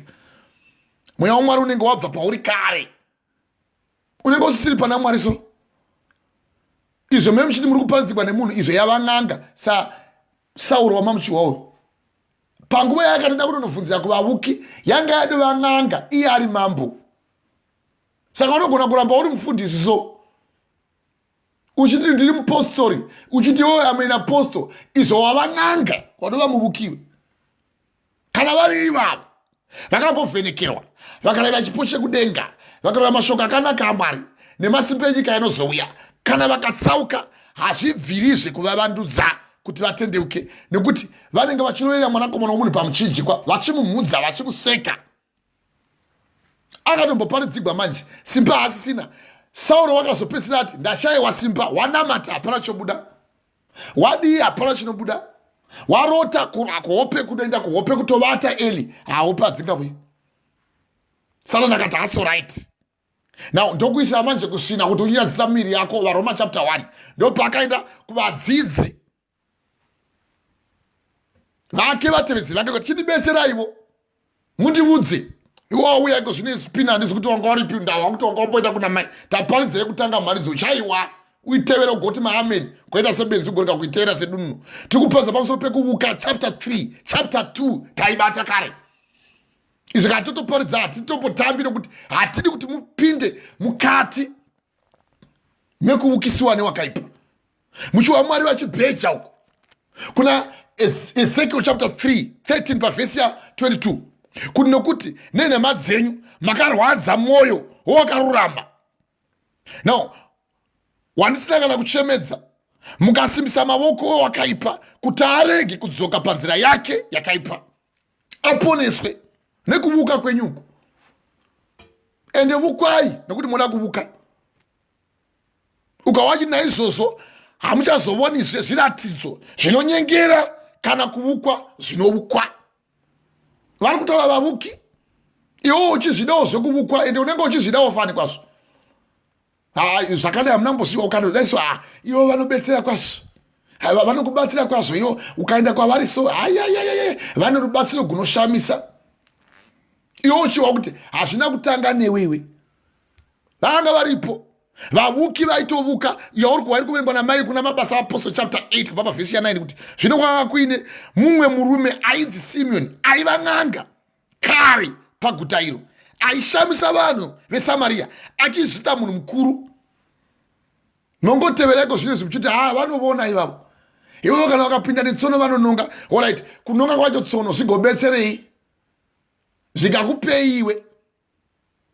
Nokuti kana mukasaparidzirwa vhangeri kuti tenda kana kusaritenda, iwe kusarigamuchira kana kusariwa, pane imwe nguva yekuti Mwari vanogona kukupa simba rokuti utende nhema. And this time hatitomboiti zvokutamba kwazvo. Muti upi noupi usingabereki zvibereko zvakanaka uyo unotemwa uchipisiwa maguma ava mavivi ndo hedhesi chigochewa nezvivi uri mwemo chibikwa nekuvuka kwako. Reo takatana vura vanhu enda Jesu vakati anda kunditevera ngaatanga azvirambe. Ndopaunoona kuti vamwe vanhu vanenge vane mweya wekuvuka chaiwo chaiwo. Apa ndakatana vura sekutanhura kwose. Ndandine mafriend request sepa Facebook apa munohwapa maplatforms akawanda pane DSCC vari kuhwa. Now pa Facebook vamwe vari kundiwa, pa public page vamwe vari kundiwa, my name Michael Gabriel Prince. Now pa website yedu vari kundiwa, pa view vari kundiwa, yakasiyana siyana. Ndakatana vura wose 300 ndo vandasara nawo ndakabvisa 3300. Ofunga kuti Jesu aitambere pavauya vachitora vadzidzi vane 12 vakatofamba navo ndichiparidza vhangeri. Jesu havana kumboita kereke. Saka usafunga sokuti kana uchitoita zvokutogodoka sokuti ini ndogona kungodinginda semwa. Dinginda semwa. Nekuti mwa inodinginda so. Unotoiudza kuti ngaibve pauri seinogona kudinginda. Kuita musarinya so semwa so. Inorutsa iyo waipa zvokudya. Ko yanga ichigotambudzika sei kugenda ine zhara iyo yorutsa. Ende kana zvati kutanhaura hatidzosi kurasha nekurasha. Muti upi noupi uyo usingabereki zvibereko unotemwa woraswa wopiswa maguma ava mavivi wakamirira uchigoshwa kuedhesi ikoko.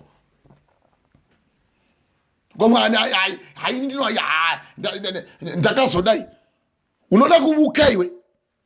Vazhinji venyu munovuka so muri mudzimba dzenyu so uri mujira uchitovuka. Ini izvo zvandingateereri zvimwe ndingateerera asi izvo zvipi zvausingateereri ko zvange zvauri kuteerera wadi kuramba kuzviteerera zvose zvimwe unozviteerera wai usingateereri zvimwe uye zvange zvaunoti iweyo ndizvo chaizvo zvakadii kunyogwa mubhuku yaMwari kuti tiitevere totevera zvako iwe. Ndakapinda muturi inova uchamuhwa ikono ramba uchipindamo.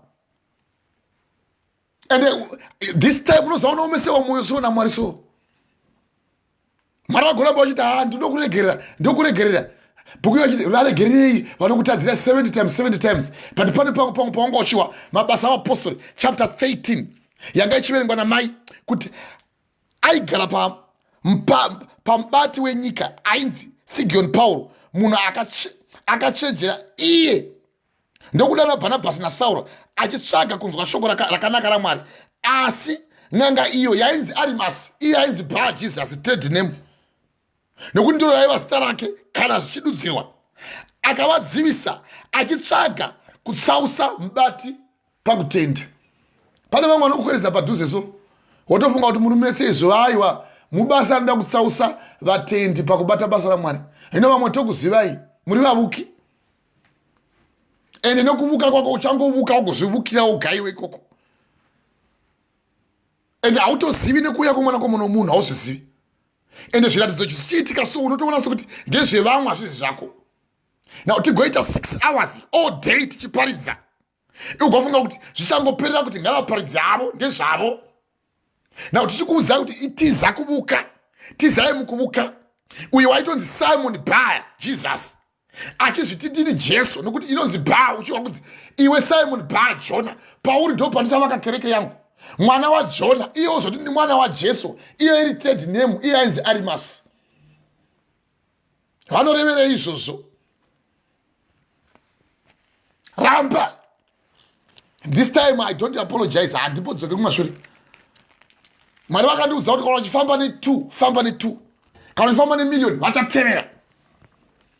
Vamweni muchaita semwise so, semhuka kana yakura so, vakaona kuti mhuka iyi inokara, ine basa rekukara, vanongoigura mushe kuti imbopora isinganodlipa zai uko.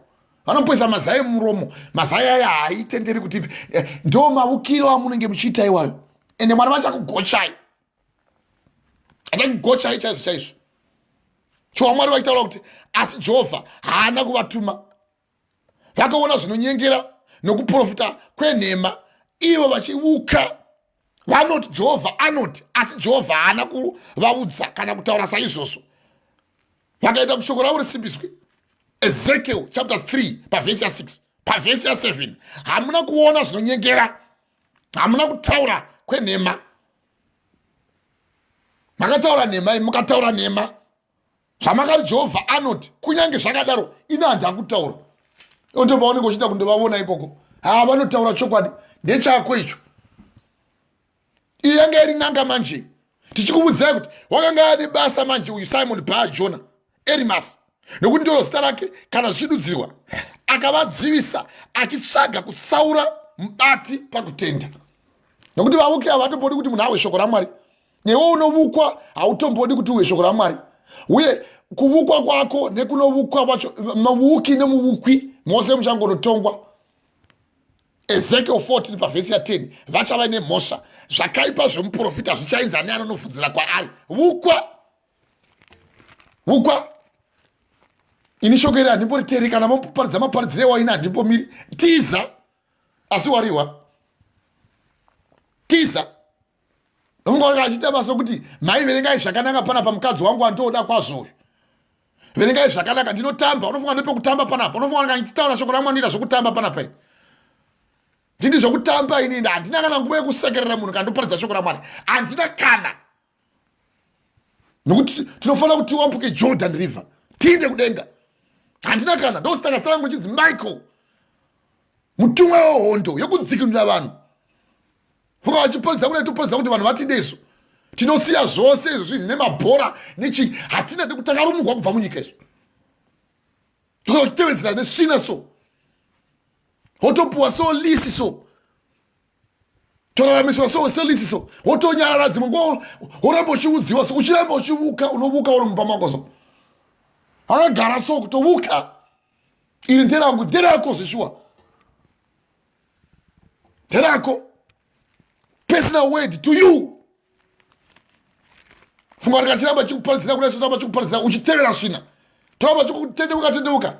Teno wava mwana muduki unoramba uchidya madhota ako iwe. Unoramba uchiteverera nesvina idzo.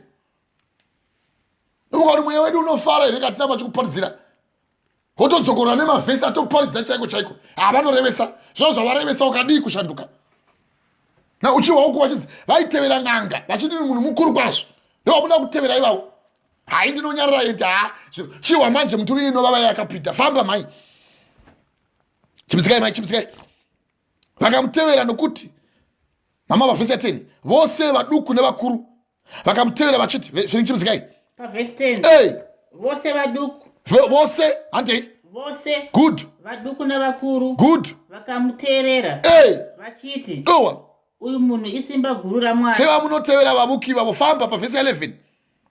Pavhesi ya11. Hey. Vakamuteerera. Hey. Nekuti wakanga avashamisa neung'anga hwake. Wazviona manje? Nguva huru. SaSimon Bar Jona uko. Wasangana Petro manje na Philipi na Barnabas. Vato zozwa nemweya museni. Vato vasvika panguva yekuzvinyima. Hamwe takatonyimwa so kuti tikupupurire evhangeri. Iwo ndo paunoona musoro so. Funga watokuparidza evhangeri rokuti iwo utisekerere. Funga kuti nguva yako yokuti unoramba uchita majokes nesu panapa. Zvokutamba muchitevera vavuki n'anga. Mweya wako iwo ndiwo kuvuka iwe. Handei mai. Pavhesi ya12. Hey. Zvino vakati vatenda Firipo. Dowa. Waiparidza mashoko oushe hwaMwari nezita raJesu Kristu. Hey. Vakadini? Vakabhabhatidzwa varume nevakadzi. Very good. Naiyewo Semioni handei. Verse 13. Naiyewo Semioni akatendavo nokubhabhatidzwavo. Izvo kunyepa uko. Akatendawo nokubhabhatidzwavo. Iyo ivhesi yamabasa apostle chapter 8 pavhesi ya30. Naiyewo Semioni akatendawo nokubhabhatidzwavo. Akagara paFiripi. Akashamiswa achiona zviratidzo namabasa ane simba makuru akanga achiitwa. Chinzwa manje kuna mabasa apostle chapter 13. Izvo kunyepa uko. Yamamuchiverenga mhai yakuti pavhesi ya1 naizvozvo vakati vatumwa nomweya mutsvene vakaburikira Sikiori vakabva vakaenda paSapros nechikepe vakisvika paSaruna vakaparidza shoko raMwari semaparidziro aita varume ava naFiripa. Now vakaparidza shoko raMwari uya vaPaul naBhanabhasi vari kuparidza apa vakaparidza apa achiti kunzi Bhanabhasi naSauro asati achinjiwa azadzwa nemweya mutsvene azvinyima ezvino chibenya so isi tikuparidza kuti tizamukubuka azvinyima vakisvika paSauro vakaparidza shoko raMwari. Tikubereka kuna mabasa apostle chapter 13 pamusoro pen'anga yaivuka yainzi Bar Jesus third name vanotochinja zita raMwari kunge ndimwari asiri Mwari. Vachisvika paSarumi vakaparidza shoko raMwari nomumasinagoge avaJudha vakanga vana Johani. Now Johani ndo John Mark yakanga iri muzukuru hazvanzi mwana wehazvanzi yaBhanabhasi aiva mubatsiri wavo. Vakati vagura chivi chose kusvikira paPaforos kunoti vaparidzira vanhu kuti ibvai muzvivi. Vakawana imwe n'anga aiva muprofita wenhema muJudha zita rake ainzi Bar Jesus. Mabasa apostle chapter 13 pavhesi ya6. Chiwa zvaakaita aigara pamubati wenyika ainzi Sigioni Pauro munhu akanga akachenjera. Iye ndokudana Bhanabhasi naSauro achitsvaga kunzwa shoko raMwari semahwiri akaita murume weSimeoni muvuki nokuti vose n'anga vandoda kuita fanike vanorinzwa shoko raMwari. Izvi havariwi asi n'anga iyo NERIMASI nokuti ndiro zita rake kana zvichidudzirwa. Wakanga azinzi Bar Jesus kuti ndiri mwana waJesu otozviti ndiri Bar Simeoni mwana waSimeoni. Simon Peter wakanza Jesu unto this rock Simon Bar John I will build my church. Iye otozviti ndiye Bar Jesus. Hamwe mozviti muri vana vaapostoli muchireva nhema muri vavuki uko hatitevedzani nesvina isu. Kana wapisa kutsvina unonga Jesu pavakati anda kuzviramba anda kuzvitevera ngaatanga azviramba waitamba wairevera kuti vose vanoda kunzi vanzi vana vaMwari ngavasiye zvivi 6 hours chiparidza zuva rose kudai ugofunga kuti kwende kupenga kushava zvekuita isu here shava zvekuita nemukadzi wangu unoyo takatogara tichitoti matesha kuverenga apa verengai zvakanaka mweya mutsvene wakatotigara nokuti kana takatogara hatifungi zvebonde kana tiri pano tonofunga zvokuti vanhu vaende kudenga vaikanyusei amen amen topane vavarira ipapo havanenge vachitoita harafu iwe ndionoto nokuti une mweya wekuvuka haudi kuwashoko raMwari iwe havanenge vachidiriko kumukadzi mukadzi achizodai ndo kufunga kwako iwe shoko raMwari kuti sekufunga kwako ndo zvaunoreva. So the mind thinketh, so is you. That's what you speak. Uchiwa Mwari vachitaura vachipechoko vakati Simon Job vakati vachiparidza chivi chose vakati vagura chivi chose kusvikira paPafiros vakawana imwe n'anga aiva muprofita wenhema muJudha zita rake rainzi Bar Jesus. Saka muprofita wese wenhema in'anga Isaiah chapter 8 pavhesi ya19 kana vakati kwamuri indai munobvunzira kun'anga masvikiro vavuki vanorira nekuita zeve achitoita fanika anoshandisa simba raMwari iye asina kusimba raMwari in'anga ayangobvisa gemenzi anoenda kunopfeka madhumbuko otoda kutori batanoona nerubhachu gwavo achidzana kutimbira mashavi ndiwo motevera iye nyawo asi n'anga iyo NERIMASI nokuti ndiro zita rake pakuzvarwa kana zvichidudzirwa akavadzivisa achitsvaga kutsaura mubati pakutenda kutoda kudzivisa chaiko Sauro Pauro naBhanabhasi. Chiverengai mhai manga mava pavhesi ya13 kuna iyewo Simoni akatendawo ndokubhabhatidzwa dziri nhema nokuti wanga ari mudzivisi pakubata pakutenda seyamawa here kuna mabasa aapostoli chapter 13 pavhesi ya7 iyo ndi mabasa aapostoli chapter 8 pavhesi ya13 naiyewo Simoni akatendawo ndokubhabhatidzwa akagara naFiripi akashamiswa achionawo zviratidzo namabasa ane simba makuru akanga achiitwa. Fambai mai handei. Verse 14. Zvino vapostori vaiva paJerusarema vakati vanzwa kuti vaSamaria vakanga vagamuchira shoko raMwari, vakatuma Petro naJohani kwavari. Very good. Kuti ngavachiuya ava ndo vakuru ava semadanirwo andaita. Kana waimbowa mharidzo yekukubhabhatidza iyi ndo yokurova chaiko chaiko musoro. Kana waimbotevera vavuki uchivauchirira uchitsamwa kunzi baba vako vadai varepa iwe woti kwai havana kuita ivo vaita. Wototiza uchimanya nokuti uyu wadamwa manje nemweya mutsvene kuti vauye kwauri ndo ane simba rokuparidzira kuti utendeuke ubve mumweya wokuvuka. Uyo anga ari Filipi waiparidzawo akati no. Zvino vapostori vaiva paJerusarema vakati vanzwa kuti vaSamaria vakanga vagamuchira shoko raMwari, vakatuma Petro naJohani kwavari kuti ngavauye. Petro naJohani ndovo kwavo. Unto this rock there I will build my church. Simon Bar Jonah ndiye akadamwa uyu. Chiwa manje pavhesi ya 15 mai.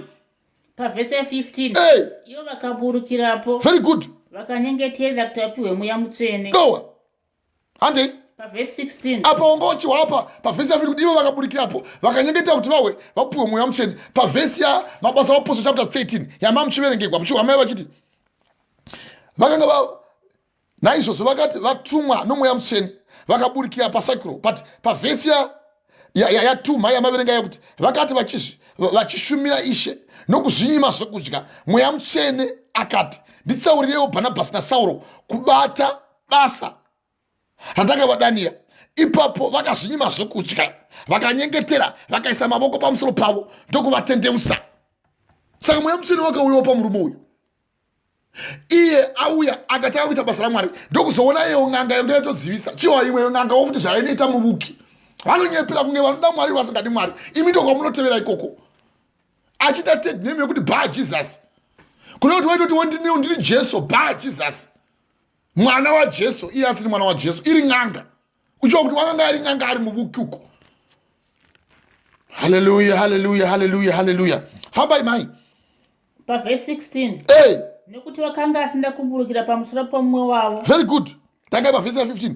Ivo vakaburikirapo vakanyengetera kuti vapiwe mweya mutsvene nokuti akanga asina kuburikira pamusoro wavo, nokuti hatina kuziva kuti chichi asina kuburikira pamusoro wavo. Mweya mutsvene ande mai. Pavhesi 16.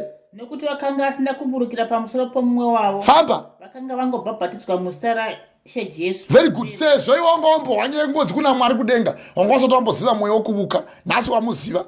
Mweya mutsvene ndakumudzisa manje patichanamata newe kuti utize kuvuka uye iwo uve usingavukwi.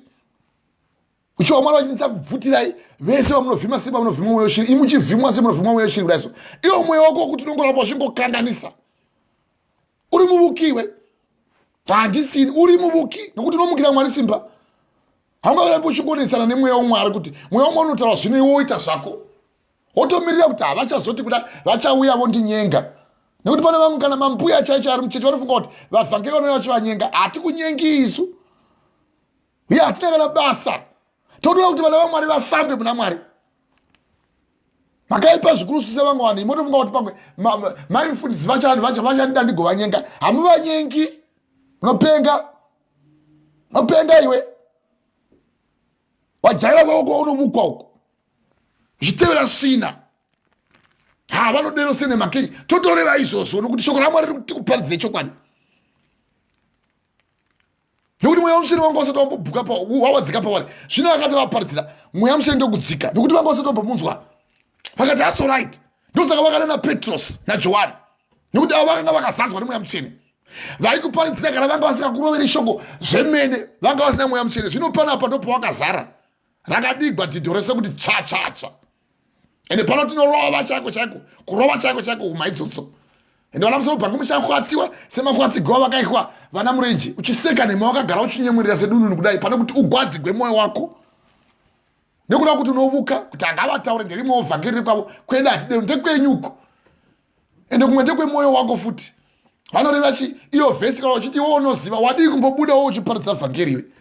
Hino vhangeri zvarichasunungura millions and millions vemuZimbabwe varidzwa. Iwe uchioma moyo so. Ende vamwe vachatendeuka iwe wafa. Ndozvichaitika manje. Wafa manje nekuvuka kwako. Ende kana wafa manje ndiwo unenge womutswa manje kuti uye uzosevenzeswa nevapenyu nekuti variko vakatomirira kutomutsa vakafa. Makuva mese muya meme muchifamba muchitinohla iyo chinenge chichitokuhlisa ikoko mweya uri pauri. Nekuti vanenge vane mweya waMwari havahli. Makuva handifambini kunotyisa handifambi mweya uri pauri. Nekuti kana une mweya waMwari unogohlei. Kana Jesu vakasangana nemurume waigara kumakuva iwe unofunga kuti mweya usina uchibviswa muna region uchiiswa muguruve magarikuni kwakusina nemagiza kwakusina vanogara vachitaura vhesi yotoseka nema pane kuti iwe utendeuke kwakusina unoda zvekuvuka chete. Saka vachinda waigara kumakuva achizvipara mbiri wose akatofunza kuti mauye nemwanakomana womunhu kuti muuye kuzoniparadzanisa nguva isati yakwana. Jesu vakati buda, get out. Neundo kubudisa nezita raJesu. Hauna mugove iwe pamweya womunhu iye. Chinototaura newe wakateerera. Chari washokwe. Havakaparidza isi tinongoteerera hapana vakaparidza kwazvo. Vana vachiweshi zvino zvavakaparidza vakapedza kwavo wakatendeuka here pashoko rakaparidzwa nemuranda waMwari vachiweshi. Zvaunoti vaiparidza ko iri kuparidzwa nanhasi nemhaka iyo usingatendeuki unoita nini so? Kuoma moyo so nezvimbikiza ugotanga kuti no kukwatanwa chaiko emfura unorapa chaizvo mudumbu kana ukaita windi. Ndakaona vamwe umwe hama yangu iri muno vatete vangu mukaka tami izvo unovangofamba vachibudisa mweya izvo vanonamata weiwo mahwe iwawo. Saka pedze gwai ikoko nokuti vakakuisirai kusvina kuti munyadzise miri yenyu imi makatsinana zvokwadi yaMwari nenhema kunamata chisikwa udarika musiki iye anofanira kukudzwa nosingaperi. Amen. Vamwe mune ugwere husingaperi kwamuri nokuti munovuka hamutendi Mwari imi hamudi Mwari ende kuchavamba kuri pamuri kana ukaona shoko rikasakurova chaiko imhaka dzako kutongwa zvakunononoka. Vanakomana vanhu vanosimbirira kuita mabasa ekuvuka. Totovuka so uri woga somba kuti izvo zvanditauri izvo ndo zvandotoita kuvuka ikoko. Nokuti kana uine umwe mweya unopesana nemweya waMwari uchiti mweya wako une simba kudarika mweya waMwari unovuka uri muvuki. Ende Mwari vanotaura kuti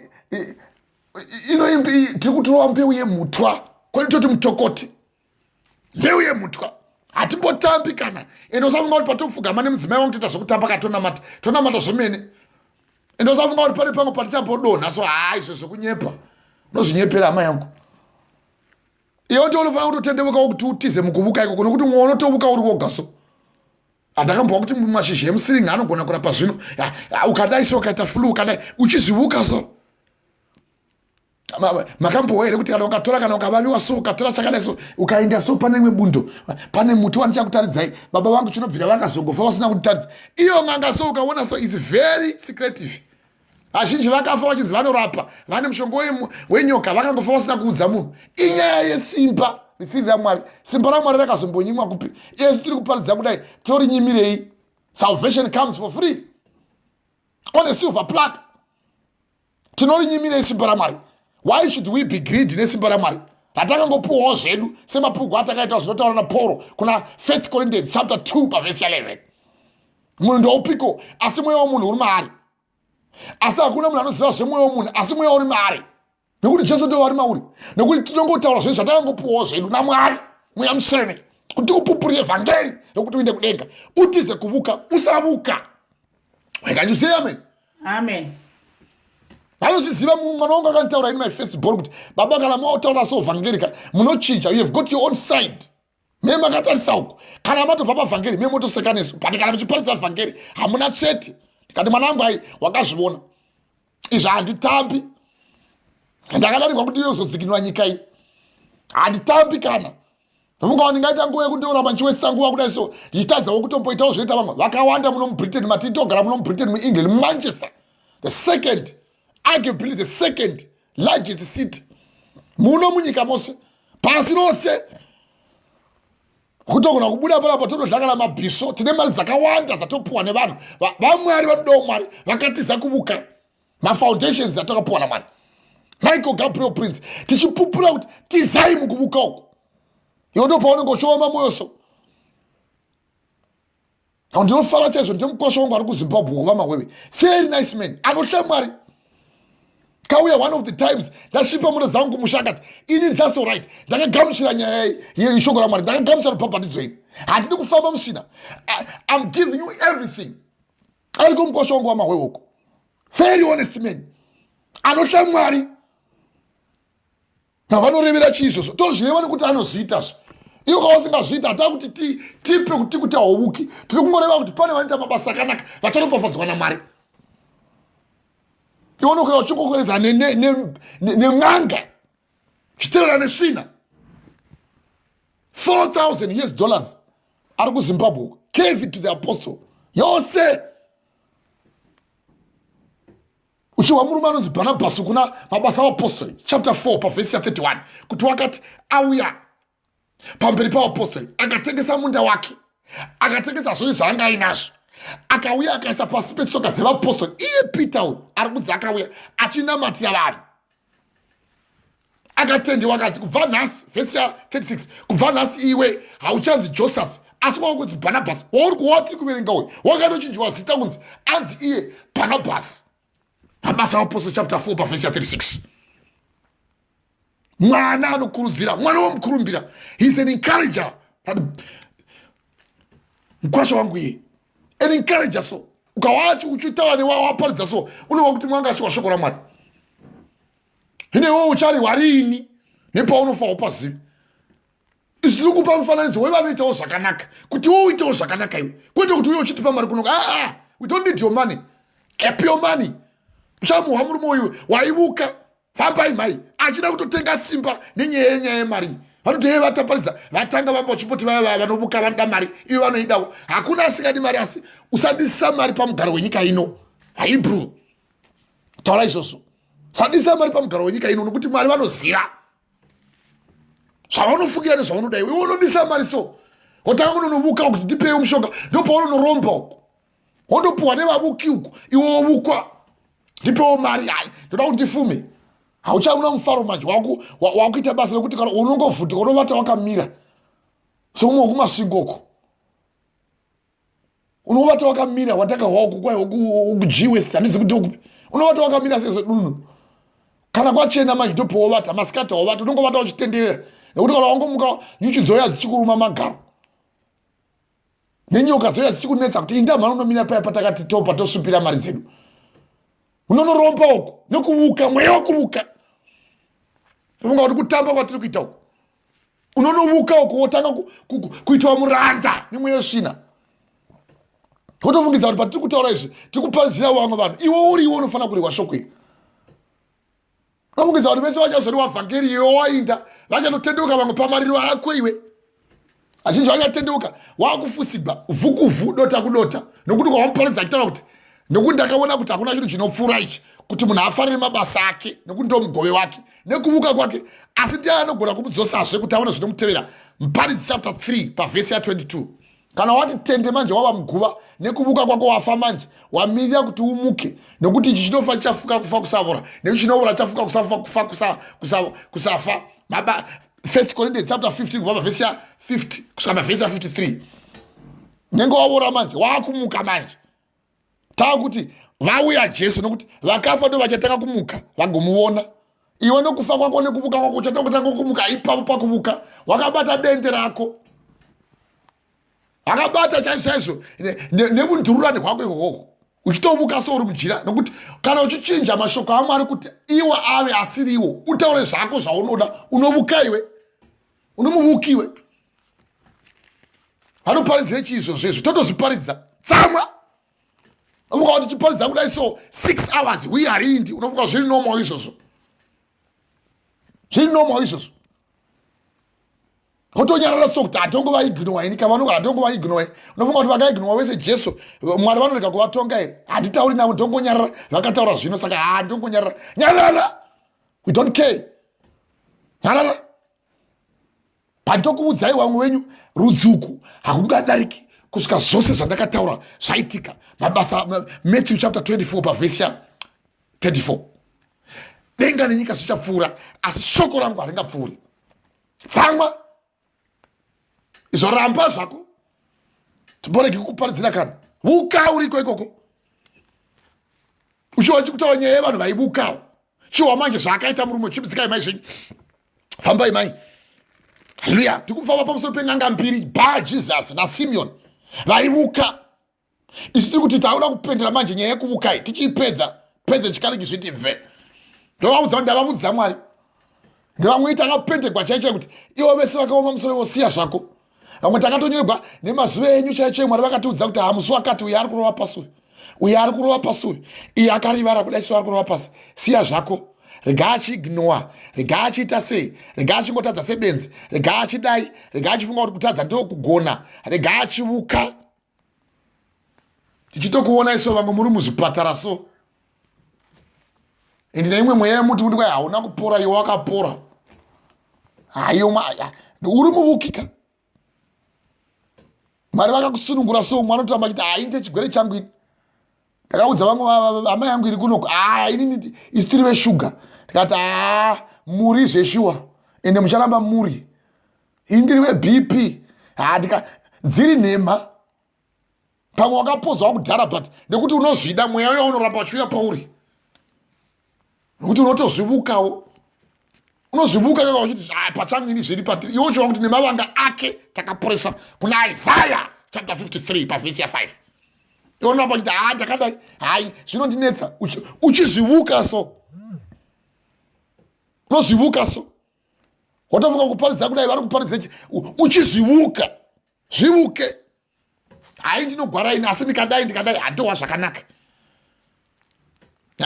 ndova zvakanaka vamwe vachitosvita nembanje chaiyo kuti ndikasasvita mbanje handiti zvakanaka unozvivuka mukasaona ndikasamwa doro so inini handingoiti zviri raiti so kana ndamwa doro ndo pandogona kutaura kana vakasamwa doro havanenge vakanyarara so but pavanongwa doro hando pamunovahwisisa tokuhwisisa wamwa doro uchizvivuka so kana ndakagara somba so handina mufaro asi ngovapai waini muone munoona mafariro avanoita kuzvivuka yamunohwa iri kutaugwa kuna Ezekiel chapter 33 ndii munoda mascriptures pavhesi ya 22 nekuti nenhema dzenyu makarwadza mwoyo wakarurama wanisina kuchemedza unotanga kutozotanga kuita benzi so wadhakwa wavukwa nedoro manje mwoyo wakarurama wanisina kuchemedza wotoona munhu achibuda musodzi kuumburuka chaizvo kuchema maiwe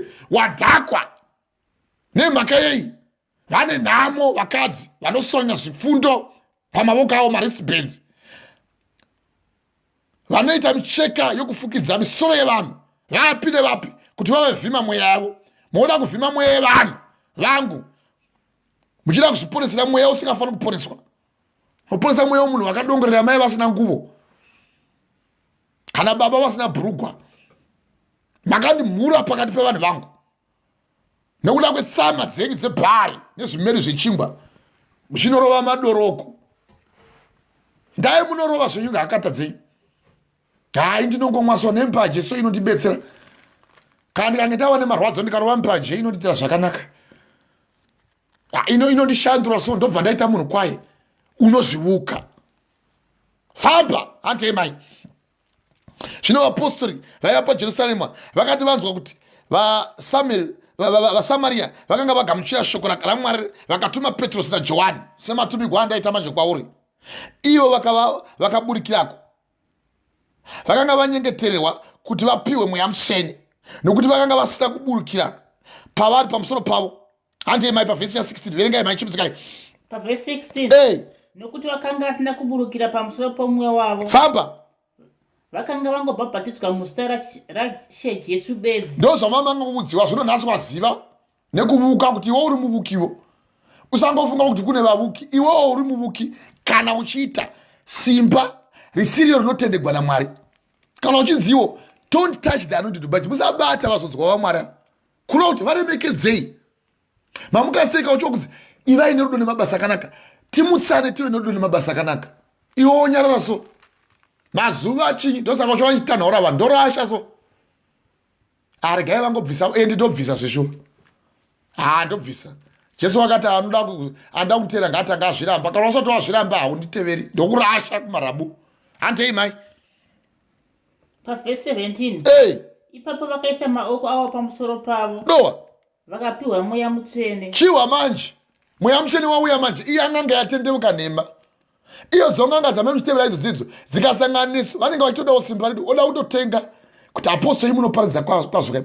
Ndakamboenda kuZimbabwe, ndaenda kuSouth Africa, uyai kuno simba ramuna rere mukaenda pane ng'onga yakati ndaenda kuna Ramatsi imwe tsotsiwa randakanamatira uko wonyepa ndikati uri muvukiwe pandokunamatira unowa moyo ane mabhazi 700 ndichapaini 70 ndikati nemadzako shuwa ndikati nemadzako. Ipo tasvika mai vake vanga vari muvuki vachisvita fodya yebute muSouth Africa ino. Zvakaitika haisi nhoroondo, haisi parabo, hakizi chakavadzika ichi, hakizi chisana. Ndamunamatira ane mwoyo chaiyo. Ndatonamatira umwe anga aine mwoyo ari paYouTube, aripo vose vari paYouTube. Zamatsi aripo newandanamatira mukadzi wanga anga aine mwoyo. Tichanamata kwazvo ndokuzotomukira Mwari simba ini wotovukawo kuti chindai munonamatirawo. Iye wototi kana ndikavakasauya iyi ndikasavapo hamugoni kuporeswa. Ndikamuti zibenzi remunhu that bastard. Iwo ndoone simba rekawasimbanira Mwari kungorevawo zvedu ndokufamba ndokuinda naye. Izvo iye chaada ndekuti mbiri yake ive kwaari achiti atendeuka asina kutendeuka wakazotoshanduka pane kuti afambe nesu. Iye wotoudza uya watanamatira kuti mamati muchada kubvisa mabhazi 70 musambobvisa kwavari vane mari yakawanda. Ndobva ndamuudza ndikati sezvawataura izvozvo saGahazi wakasvika akandotora zviya zvadzina Elijah usandipa kuna Nahamani. Iwo warwa nemaperembudzi iwe mukadzi wako waporosewa kubva zvino charwa neshamhu. Mukadzi wako achadzokera panhovo mungadereka ndatodero wotochinja. Uye Ramatsi watanamatira uya watochinja wavukwa. Mukadzi mai vake vaivuka vanga vane fodya imhino yavaisvita ndikati kana mukasasiya fodya zviro kwazvo shamhu inokurovai hatiti tokunamatirai moramba muchita fodya. Ndangovanamatira 3 days vakabva vaita sei? Vakabva vashaya. Thank you. Kama muchifungaudzawo secret dzokerai indai movhunzai vavo vanhu ivavo. Bvunzai vari kuSouth Africa neboka rekuSouth Africa rozviziva. Nekuvuka vachisvita fodya so vototanga kukata fodya pasi kati mongana fodya pasi nchiku kwete ndozviita nekuti ini ndechida kuisvuta ndine vandorevera kati vacho vamunorevera ivavo muchaona kuti vanokurohwai vanokurova yende mucharohana Mwari 3 days hakuna munhu. Chiwa manje tsotsi roda kutengawo vamwe muchifunga kuti muchafananawo nesu. Haugoni kufanana nemuranda waMwari kana uchizvivuka iwe. Chisinde mara moyo. Chifunga kuti kungoramba uchikanganisa unoramba uri mugwara. Uchitadza kuzvibvunza ugere wakavata sokuti ndoitei utadza kuchema kuti ndibetserei ndisaramba ndiri benzi. Havanoregerera nekuti Bhaibheri rinoti regererai vanokutadzirai. Unofunga kuti Mwari vacharamba vachikuregerai ndiko kana vakauya mangwana nezimoyo rako iro rekuvuka. Hodi ndakamboteerera ndikawa shoko kana vari ivavo ndiyo vanozopuhwa vhesi iyo iwo tsvida. Verengai mai pavhesi 18 zvinosimba ndevakati achiona kuti mweya mutsvene wapiwa nekuiswa kwamaoko avapostora Noa akauya kwavari nemari. Ndo panongonetsa wotofunga sokuti zvite zvemari izvi inanda kumboita kana kuBible school. Uye usafungidza sokuti kuda kuBible school kwakanaka kwazvo nekuti totodzidzisa vabhishop panapo nekuti ndakadamwa nedenga ine. Uya nemari manje semarohwa amoita mari manje nekuti mofunga kuti zviri zvaMwari zvinongoda mari. Ndozvamongofunga zvaMwari imari hapana mari inodiwa. Ende panapa hapana mari kana uchifunga kuti tokuparidzira vhangeri kuti tikupe mari hapana mari indanosevenza work. Shoko raMwari kuti I'll bless the work of your hands ndicharopafadza kubata kwemaoko ako indanosevenza. Totoda kuti uye upe vana masangano anogomera uko pane vanotambura vanoda kuti iwe upe kwete kunopa mahuri uko zvinovuka uko. Chitora mushongo wokuti unofanira kuita vakadzi vakawanda sebenzi. Mushongo wokuti kana ukahura murume haazvibati. Mushongo wokuti kana ukahura unoita varume vakawanda uri mukadzi. Nopenga iwe. Handei mai. Pavhesi 19 achiti ndipeiwo neniwo simba iri. Doa achiti ndipeiwo neniwo simba iri kuti wandinenge ndichiisa maoko pamusoro pake apiwe mweya mutsvene. Ndo pamunoona ipapo ndo pane vhesi yevaya vamunhu vavanenge vachibva vaya kana kuZimbabwe oenda kana Ghana oenda kana Nigeria ondovukwa oti ndine spiritual father. Na unogowana spiritual father sei kana Mwari pavakakuzvara iwe vachikuzvara uchibuda mudumbu ramai vako. Jeremiah anodziye kuna Jeremiah wokutanga chapter 5 ndakakuziva uchiri mudumbu ramai vako usati waberekwa kureva kuti usati watomboenda muchiuno chababa vako vasati vadla mazondo kutiwo vagozorashawo mbeu mudumbu ramai vako ndandakuziva. Now zvose izvo zvomwari vachizviita, iwo ndo paundokwira ndege kundotsvaga umwe munhu kuti akuvuke. Now iwo wada mugwana mwari kuti vakuise pamusoro pako. Ina ndiyanga namwe munhu akamboisa rusoro ndibudzei mai makambo wanchi ndine spiritual father. Ndina spiritual father pandiri nevanondiziva nevana vangu vose vanoziva nda spiritual father ini. Iwo ndo paundokwira ndege kuti ugone kuparidza kwacho kukonewa futi, ugone kuprofita kwacho uprofita nhema. Gore rina richava gore rakanaka. Iwo uchiti baba vangu ndo vane mari izvo vese vanenge vachikuda vanenge vakavuka vopuwa mari naSatani motevera mungweza. Iko zvinezvi nyika yose yazara manje Angel Foundation ari kupa chibagwe kose kose. Iyo Hubert Mudzaniri wakanga ari shamwari yangu kwazvo, akatondiona akasandimhorosa anonyara neni ndikasamumhorosa totonyara but ndomubudza kuti iwo unovuka. Pandakadamwa naMwari haachadi izvo anowa mari dzinandoparidza iyoyi haachadi manje. Saka Mwari vangauya here vachizvidzisa.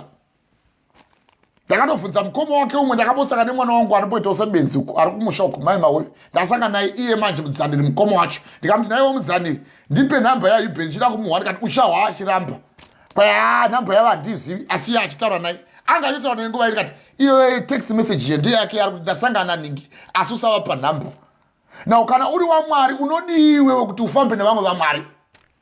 Why do you do that? Ndakaudza mwana wangu mai mawe ndikati bvunza chahwa achapinda acharamba. Akaramba kati wazviona zvi iwe Jesu uchiwa wakarambidza vadzidzi vavo kuti musavarambidza vamabata vachiparidza Jesu nekuti vari kuparidza Jesu avo zviro kwazvo tiri vamwe. Regai vaparidze evhangeri, regai vaparidze evhangeri. Nomungauri kana ndikaona mukosha wangiri wamawewe vachiparidza vhangeri nekuda kwawanita Mwari ndovamisa nokuti munoparidza vhangeri randaparidza ndopenga here. Iye ari murume anoda Mwari so ngaatorova vhangeri aende naro nekuti haana mweya wekuuka arove. Iwe unovuka iwe ndiwo usingadi shoko raMwari iwe. Vareva ivo avo vamurevere chinyi Hubert. Tinotomureva zvino kuti zvaanoita zvakaipa inga achibetsera vanhu. Iwe unofungidza kuti pane nganga dzisingabetseri vanhu here. Iwe uchiona ngochani chaichai anozviti inini ndiri ngochani ndinotova mumwe murume anoda kuuya achindigadha kumashure iye ndokuita magaro kudai akaita mapetito iwo mapetito mazitebreta munonwa vakadzi anofutisaya nekuisa magaro. Uye anonzi seeotori John vanotomuti sekwazvo. Now antu vane murume anotouya achitomugadha sure uku kundovo uku kumuhacha uku kumupangazadza uku otofemera kugotsi kwazvo. Zvakarambwa ona president wangu wokuzofa vamugabe namunangagwa akazviramba wakati handizvidi hatidi ngochani kumuhacha uku kumupangasadza uku anotokuda iyeye watoreva yeye anopa zvokuti heke zvokutoti kana iye Angel wenyu anopa hapi anopa zvokuti heke nokuti ndibillionaire. Akatoti aimba Candle on the window pakafa Princess Diana vakati haiwa zvose ingawaraiza over 12 million kwaitoidi kwanza handidi ipai varombo. Wanga atotanga kusevesa kumuhacha. Mwari vakati hazvina kunaka kuti munhu agare ari oga iye ndokupanduka ndokuzvivuka kuti ini kusure kwangu kobudisa ntove nakupindewo sikarudzi yemurume kuti ndizipigwe. Izvo takupindura manje izvo kuti morevere chiivo vanopa ivo vari imuchiti imamusi tiri vaMwari. Kana vakareva izvi zvana Simon Bajona nana Semioni n'anga muvuki totozvitaura kuti maridzo iyi ubude mukati mevavuki utevere Mwari. Can you say amen? Amen. Hallelujah, hallelujah, hallelujah. Verengai mai uchaiwa maridzo ende vachaiwa vacho vachatopanduka kuti nemhaka yevareva izvozvo ndavangoparidza vhangeri. Ko vhangeri rinodarika vhangeri nderipi? Kana richitaura vhangeri remufananidzo wevamwe vanoita zvakaipa uye vamwe vaita zvakaipa vari kunzi musaita nekuti dzadziri n'anga vachiita zvakadai. Saka ivo vanoita izvozvo vanovhima mweya wavanhu vachivhima sheshiri muchipfekedzwa maristband.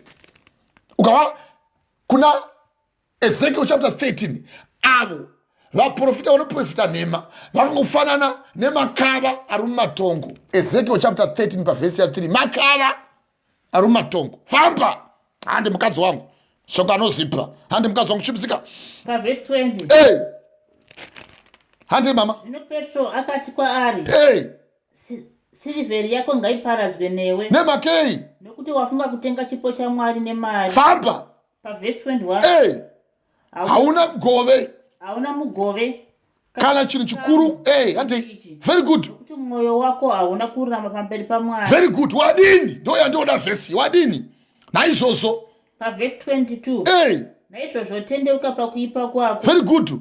Ukumbire kuna She kuti zvimwe ungaregeregwa murangariro womwoyo wako pavhesi 23 nemhakei nekuti ndinoona kuti wapinda munduri inovava. Very good. Napakusunga kusakarurama. Izvo unatopinda unogara uchipinda unoramba uchipinda unoenda urimo mundiri inovava unongoramba uchida kugara mundiri inovava indapinda mundiri inovava unongoramba urimo ende ucharamba urimo ende mwanakomana munhu achiuya anongokwana urimo ende uchatongegwa kuramba uri mundiri inovava ende ndiri inovava iyoyo yekuda kuvuka ichakutonga sekutonga kwavachaita kwavakataura kuna zvakazarwa chapter 20 pavhesi ya 11 ndichadzika nehasha dzangu vachataura Mwari vose hedhesi takaona hedhesi richibudisa vose vakatongwa vose vakafanira kuti konezvi pane vari kugochwa vari kushashikiwa ukaona murume anonzi iye Lazarus mufumi waiti baba waZarus tumai Lazarus kuva nun'una vangu nevose vari pasi kuti ainde andovabudza kuti vasatadza vatendeuke kuna Mwari uye tumai Lazarus nemvura iri pamusoro pechigumwe chake kuti dzimwe nguva ndikatonodzwa unoziva kana wava kugena so unopusa vari muhedhesi ukafa so nekungosindimana kwako mwoyo uye nekuramba uchivuka uri woga chenjera kuti unongoenda kuhedheni uye uri muhedheni unongoenda kuhedhesi ende unongonotongwa wogochwa so chega uone majeko kwa vanenge vachivuka ikoko unoona kune 530,000 vanhu bhuku yangu zina havasiri vose vanoti Mwari vachapinda umbango hwokuti hwokudenga. Hallelujah, hallelujah, hallelujah, hallelujah, hallelujah. Praise God. Ndavona kuti wapinda mundiri inovava tendeuka mukasarurama kwako pavhesi ya 22 naizvozvo tendeuka pakuipa kwako ukumbire kuna She kuti zvimwe ungaregeregwa murangariro wako nemhakei nokuti ndaona kuti wapinda mundiri inovava napakasungwa pakasarurama chindai kuna mabasa apostori chapter 13 tipedze ndimai muwe nyaya yakapindawo mundiri inovava yandoda kuchipedzisa manje makapinda mundiri inovava nekuvuka uye nekuvukwa famba chimbidzikai mai manga mava pavhesi ya 8 asi n'anga takuda kuipedza nokuti iyo inoperera pandima ya 11 chimbidzikai pandima ya 12 chimbidzikai mai hande mai chimbidzikai pavhesi 8 munovukwa so kupinda mundiri inovava tendevukai mapinda mundiri inovava n'anga Semioni otoda kutenga umhizha zvamunoona vacho vanokuvukai vanonotenga umhizha kuna naGhana uko nana Nigeria uko kwei munovareverechi unofungidza kuti n'anga idzi ainogwa idzi mubhaibheri dzaunotenda rimwe shoko raunotenda kuti no weapon formed against you would ever prosper any tongue that rises against me in judgment that I shall condemn. Hakuna nhume inogona kuuya ichindirwisa ini rurimi gupi negupi gunouya kuchindimukira uko kuchaparadzwa nekuti ini ndiri nhaka yaJehovha ndozotaura Mwari iyo unoida asi iyo kupinda mundiri inovava hauidi nekuti iwo unoda zvekuvukwa uye unoda kuvukwa uye chiziva kuti kana ivo vaida kuvuka uye akanga aine simba guru raMwari achitoita zvishamiso kubva kumuduku kusvika kumukuru vanhu vaimutla mabasa apostle chapter 8 pavhesi ya 9 n'anga aidzi Semioni akatouya nemari kuti atenge mweya mutsvene akatukwa nemurume ainzi Petros kuti zvino Petros akati kwavari sirivhara nendarama yako ngaiparadzwe nokuti wakafunga kutenga chipo chaMwari nechinhu ichi nokuti mwoyo wako hauna kururama pamberi paMwari uri muvukiwe naizvozvo tendevuka pakuipa kwako ukumbire kuna She kuti zvimwe uregererwe mundangariro womwoyo wako nokuti ndinoona kuti wapinda mundiri inovava napakusungwa kusakarurama. Can you say amen? Amen. Hallelujah, hallelujah, hallelujah. Zvose izvi tiri kuzviparidza kuti mumude mundiri inovava mubvise mweya wokuvuka uye mubvise vavuki pamberi penyu makapofumadzwa ndangariro namambo wenyika ino kuti murege kuona evhangeri inova iyo mucherechedzo waMwari Baba.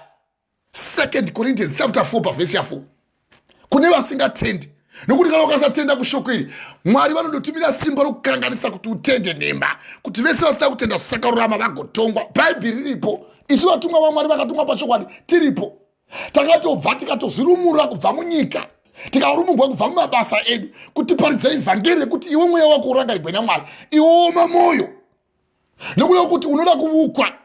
Now zvose izvi wotovhimwa seshiri kuna Ezekiel chapter 13 munovhimwa nemweya yeshiri kutovhimwa so Now, vose vanouya vachikuudzai vachiti tadzina Mwari zvanzi zvakati, ivo Mwari vasina kuzvireva. Ezekiel chapter 13 pavhesi ya 4. Vose pavhesi ya 3 vose vanoprofita nhema, vaprofita venhema vevano vevanhu. Now, avo makava ari mumatongo. Ezekiel chapter 13 pavhesi ya 3. Hamudi Mwari imi muri makava imi. Ine kana muri makava muchangotongwe kwakukava ikoko. Chimidzikai mai. Hande zvenyu. Uyu wava Simon Bar Jonah, tipedze nyaya ya Simon Bar Jonah. Vangafunga kuti hatipedzi, tinotoipedza. Fambai mai. Pavhesi ya 9. Hande nekuti wanga aida akanga akavadzivisa achitsvagai, akavadzivisa achitsvaga kutsausa mubati pakutenda. Waida kuti vana Petros, vana Sauro naBhanabhasi vasaparidza. Achivati uyai pano mundiparidzire, mugare nini. Uripo iwe unotogona kutovuka so. Kuti haimbobira zvekuparidza yandina chikuudzai iye mwana wamai vangu chaichai arigai zvingatonetsa kuSouth Africa ikoko. Ndikati ipapo ndo pandotoda ndobva ndatenga matiketi endege, ndikatotenga nematiketi emabhazi. Vakabva vakazadza bhazi vanhu kumusha kuZimbabwe kuti vahwe shoko raMwari. Ndikatenga matiketi avabereki vangu, mai vangu namai vangu, namai vokubereka mudzimai wangu, namai vokubereka baba vemudzimai wangu. Haleluya mudzimai wangu. Ndikunyepere. Amen apostle. Hazvisi zvere. Amen apostle. Ndizvo hazvisi zvere. Ndizvo apostle. Vakauya vakawa vhangeri vakaona mweya wesvina ichibuda. Saka wakanga aripo waitsvaga kutsausa mubati pakutenda. Nevamwe vakada kuda kuzowa shoko raMwari ototi gai kuuya vanonetsa. Tovaziva ndakakura navo. Zvino nekukura navo kosoko zvatichongoparidza vhangeri zvachinja papi. Zvochiona manje naivo vabereki manje anopinda muturo inovava vakachema kwazvo ndichiti no Mwari vanoti ndinovenga kurambana. Malachi chapter 2 pavhesi ya 16 ndinovenga kurambana nekuti Jehovha vanovenga kuvengana.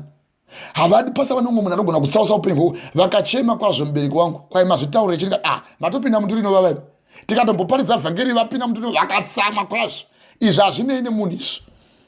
Ende kana titoparidza vhangeri hatinei vakatsamwa moda kundirambidza kuwana vakatombochema kwazvo. Ndikati itai zvamada but hazvichinji kutaura kwakaita Mwari. Vakava nomwe mukadzi wavo. Izvi hatinei nazvo. Anotonga ndiMwari hatisirisu. Tongotaura shoko sezvarinoreva. Tsamwa. Ende kana watsamwa unofanira kutendeuka. Akatotsamwa murume iye anonzi iye Cain. Mwari vakati watsamwei ukaita zvakanaka ungafariwe here. Watsamwei chiso chako chaunyana ne tofanira kutera shoko raMwari jaha uchateveri. Unofunga kuti weAbrahama achitotiza baba vake noHara vachinamata Nimrod wakanga akutinamata zuva akatiza akada nditeveri svina iyoyeni. Zimara azodzoka Nimrod afa ndo pakazoya achitendeusawo baba vake. Isi notovatendeusawo baba vako mudhara wangu chaiye anondizvara. Vanotoenda kumupungoko korohwa vanhu netsono. Endo paunogona kuzopuwa manje anovukavo. Vanorevere chizvozvo. Unofunga kuti vainyogwa ava vaida kunyogwa. Vainyogwa nemabasa avo. Nokuti ukawa zvakazarwa ichitaura pamusoro pemabasa enyu kuti muchatongwa nemabasa enyu haitambi. Takuda kupedzisa manje haitambi. Unofunga kuti vaipenga vachinyora zvakazarwa chapter 20. Musaivhura mhai ndoikota iyo. Zvakazarwa chapter 20 pavhesi ya 15. Vaipenga Mwari kutongwa kwokupedzisira. Zvino ndakaona chigaro choushe chikuru chichena naiye akanga akagarapo pamusoro pacho. Nyika nedenga zvikatiza pamberi pake zvikasawanikwa nzvimbo yazvo.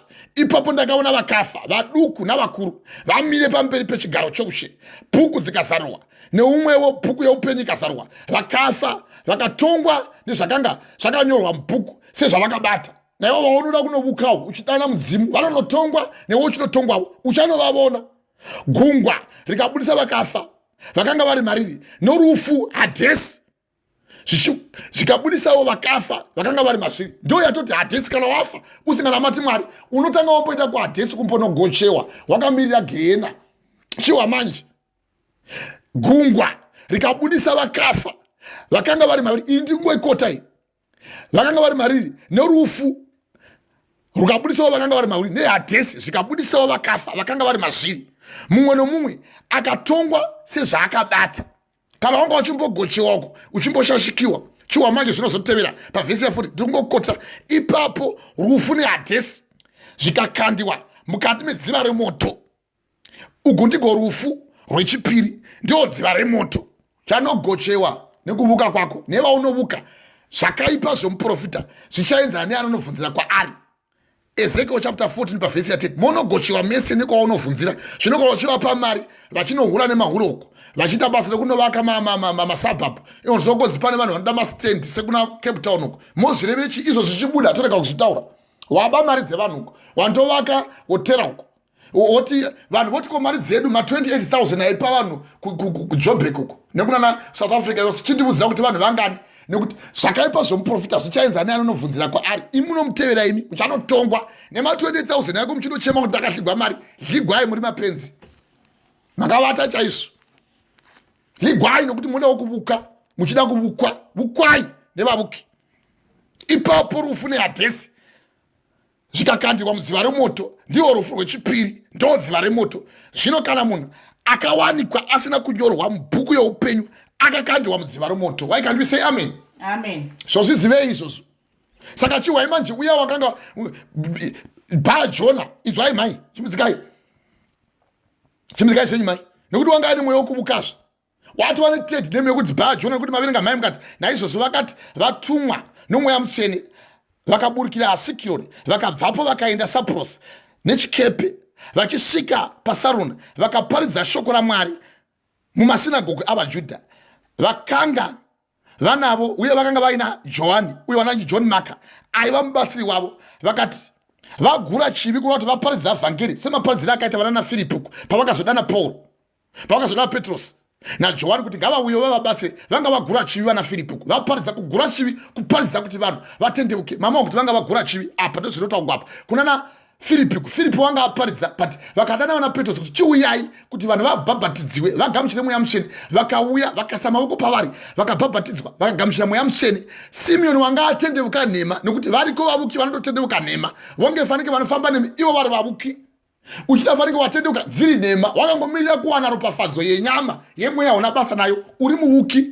nokuti wangofanana nen'anga iyo kuti tamuparidzira unongoramba uchitadza iye wati watendeuka izvaana paanoti haana ndo paanotoona kuti mweya mutsvene uri kudzikisiwa vanhu vachisa mavoko vana Petros naJohani vachisa mavoko nokuti Filipi anga asina kuzviita vanga angowaparidzira kuti gamuchirai Jesu iwe wotokuparidzira Jesu wotombotiri watendeuka woreva nhema kunge watendeuka dziri nhema indokutevera izvo hauteveri mangwana ndaresha apa tokuregerera ndaresha apa tokuregerera wafana nen'angai yazoona kuti pari kuparidzirwa vhangeri vanhu vari kugamuchirwa mweya mutsvene nemavoko ari kuisa pamusoro pavo iye ndo paanoti chinitengesera vhangeri iri kuti ndigone kupupura shoko raMwari ndo paunowa manje Petros achiti sirivha yako nendarama ngazviparadzwe nokuti wafunga kutenga chipo chaMwari nemari hauna mugove kana chikamu pachinhu ichi nokuti mwoyo wako hauna kururama pamberi paMwari kana uchiona uchingotadza sowamboti watendeuka wadzoka hauna kururama pamberi paMwari hauna kururama pamberi paMwari naizvozvo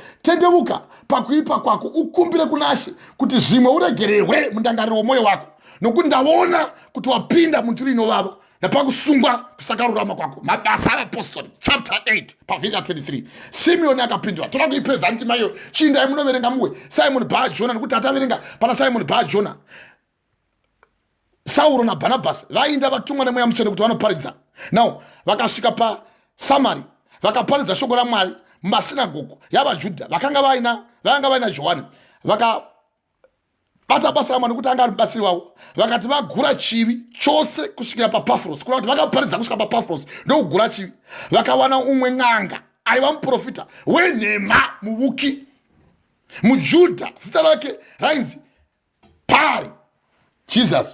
Jesus mabasa avapostori chapter 13 pavhesi ya1 iyo ivhesi ya6 yandiri kubata aigara pamubati wenyika ainzi Sigiori Pauro munhu akanga akachenjera iye ndokudana Bhanabhasi naSauro achitsvaga kunzwa shoko raMwari sezvakaitawo uyo Simoni muvuki kutofambawo kwazvo navo kunge anda kurinzwa patichinzwa manje chinangwa ndo chinangwa chimwe chete chen'anga dzamotevera idzi vanenge vanofamba naMwari izvo vachinyi vauki haleluya kunge anda kunzwa shoko raMwari Bhanabhasi naSauro achitsvaga kunzwa shoko raMwari asi iyo yanga iri n'anga zita rake ainzi Erimasi nokuti ndiro zita rake kana zvichishandurwa nokuti iyo yainzi Bar Jesus yaitova trade name ndo mamwe matrade name amoshandisa mazuva ano kai motoshandisa matrade name kunge ndimwari ivo vasiri Mwari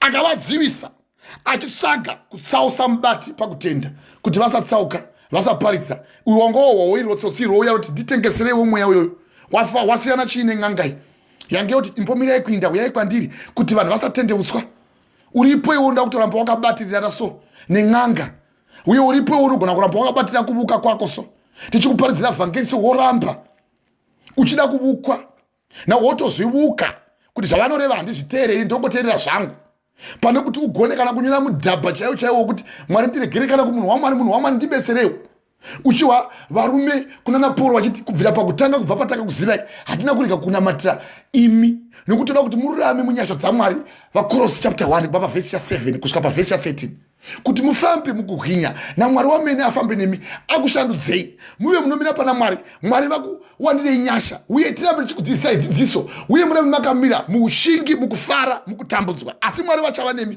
vakukupai simba roumhizha kuti Mwari vamene vafambe nemi muropafadzwe pashoko ratichaparidza. Why can you say amen? Colossians chapter 1 kubva pavhesi ya 7 kusvika pavhesi ya 12 neziwe yatoda kuti uzive iwe yekuti utize kuvavuki.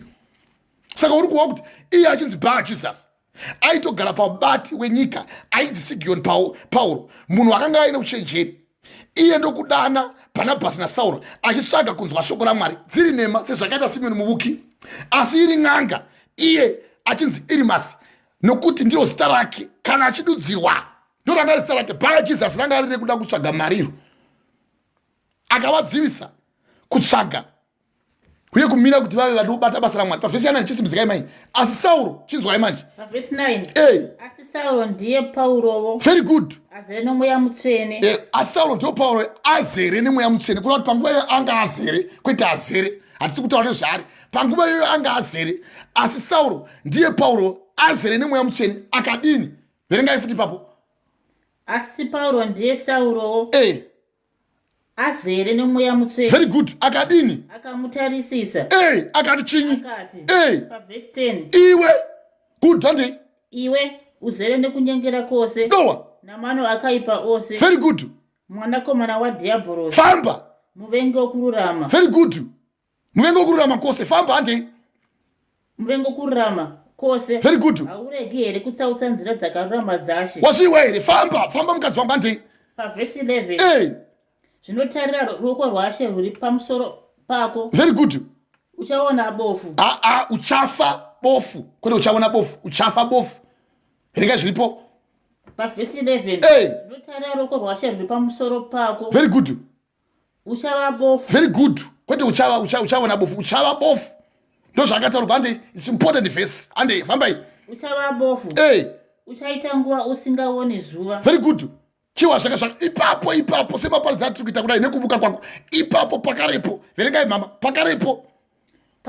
mutenderima zvikamuwira dowa akapota achitsvaga ungamusesedza noruoko very good zvino chinyi zvino mubati vakati achiona zvaitika akatenda akashamiswa nedzidziso dzaShe ndo dzaunofanira kushamiswa nadzo dzidziso dzaShe idzi uchiwa uko kuna mabasa apostori chapter 22 chapter 8 pavhesi ya 22 kuti ivo vachimuparidzira pavhesi ya 20 zvino Petrosi akati kwaari sirivhara yako nengetarama ngazvipere ngazviparadzwe nokuti wafunga kutenga chipo chaMwari pachinhu ichi nokuti mwoyo wako hauna kururama pana Mwari. Naizvozvo tendevuka pakuipa kwako ukumbire kunaShe kuti zvimwe uregererwe murangariro womwoyo wako nokuti ndinoona kuti wapinda munduru inovava napakusunga kwomwoyo wako. Pavhesi ya 24 Semioni akapindura akati mutikumbirirevo zvikuru imi kunaShe kuti ndiregererwe kurwirwa nechimwe chinhu chakaipa saizvozvo.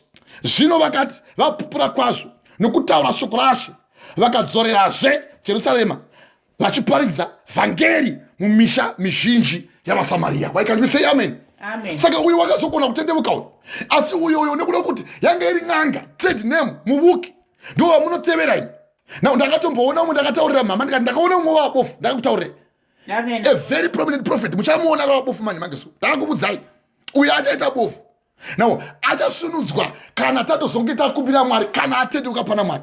Muchiwa uyu murume ari kutaurwa uyu Semioni Bar-Jona uyo Semioni muvuki mamuhwa uyu akanzi wapinda munduru inovava wapinda musakarurama iwe tendevuka iye ndokukumbira but uyu murume uyu aita mabasa akaipa anyengera nawo mawa kuti akavadzivisa achitsvaga kutsaura mubati pakutenda. Kuna kuti waida kudzivira Sauro wainzi Pauro. Ndo pamunhu wapavhesi 19 kuti asi Sauro ndiye Pauro azere nemweya mutsvene panguvayo akamutarisisa sematarisira ndiri kuita kudai, ndichikutarisira ndichikudzidzisa kudai. Akamutarisisa akati, iwe pavhesi 10 ndiri kuikota, iwe uzere nekunyengera kwose kwemano akaipa, mweya wekuuka, mwanakomana waDhiabhorosi. Kana uchiona uchivuka uri mwanakomana waDhiabhorosi, uye uchida kudzivisa vanhu kuti vaparidze vhangeri, uchimbotadza nhema, uchinyepera kunge uda kugamuchira Mwari, usinganyemeri, uri mwanakomana waDhiabhorosi. Ndo zvinoreva shokweni. Uchida fanike unoparidza vanhu vhangeri kuti vaende kuna Mwari, uchinyepa vanhu vachirasika, uri mwanakomana waDhiabhorosi. Iwe uzere nokunyengera kwose kwemano akaipa ose, mwanakomana waDhiabhorosi, muvengi wokururama kwose. Hauregi here kutsausa nzira dzevakarurama Ishe. Zvinotarira ruoko rwaShe ruri pamusoro pako. Uchava bofu, uchaita nguva usingavoni zuva. Pakarepo mute nerima zvikamuwira, akapota achitsvaga vangamusesedza noruoko. Ndo zvoita mapofu. Unenge unotsvaga wokubetsera so. Zvino kana watukwa naMwari, neMwari yekuuka, nenyaya yekuti wagona kutadza kuchengeta shoko rekutiza mumweya wekuuka, pakarepo mute nerima zvikamuwira, akapota achitsvaga vangamusesedza neruoko. Zvino mubati akati achiona zvakaitika, akatendeka, akashamiswa nedziso yaShe. Haleluya. Dai Mwari vanga varopafadza kutaura kwamashoko avo. Dai wanga wagona kubuda mukati mumweya wekuuka. Iyi ndo part 3 yandaparidza. Ndoda kunamata newe, ndikupire shoko raMwari kuti Mwari vave newe, Mwari vakusununzure, Mwari vakuite vatsvene kwazvo, uye vakusumudzei mubati pana Mwari, mutize kuzvivi, mweya womwene uve nemi. Ndava kuda kunamata nevose vanga vachinzwa shoko raMwari, newe ucharinzwa, Mwari vakubetsere. Haleluya, praise God. Ndoda kunamata nemi.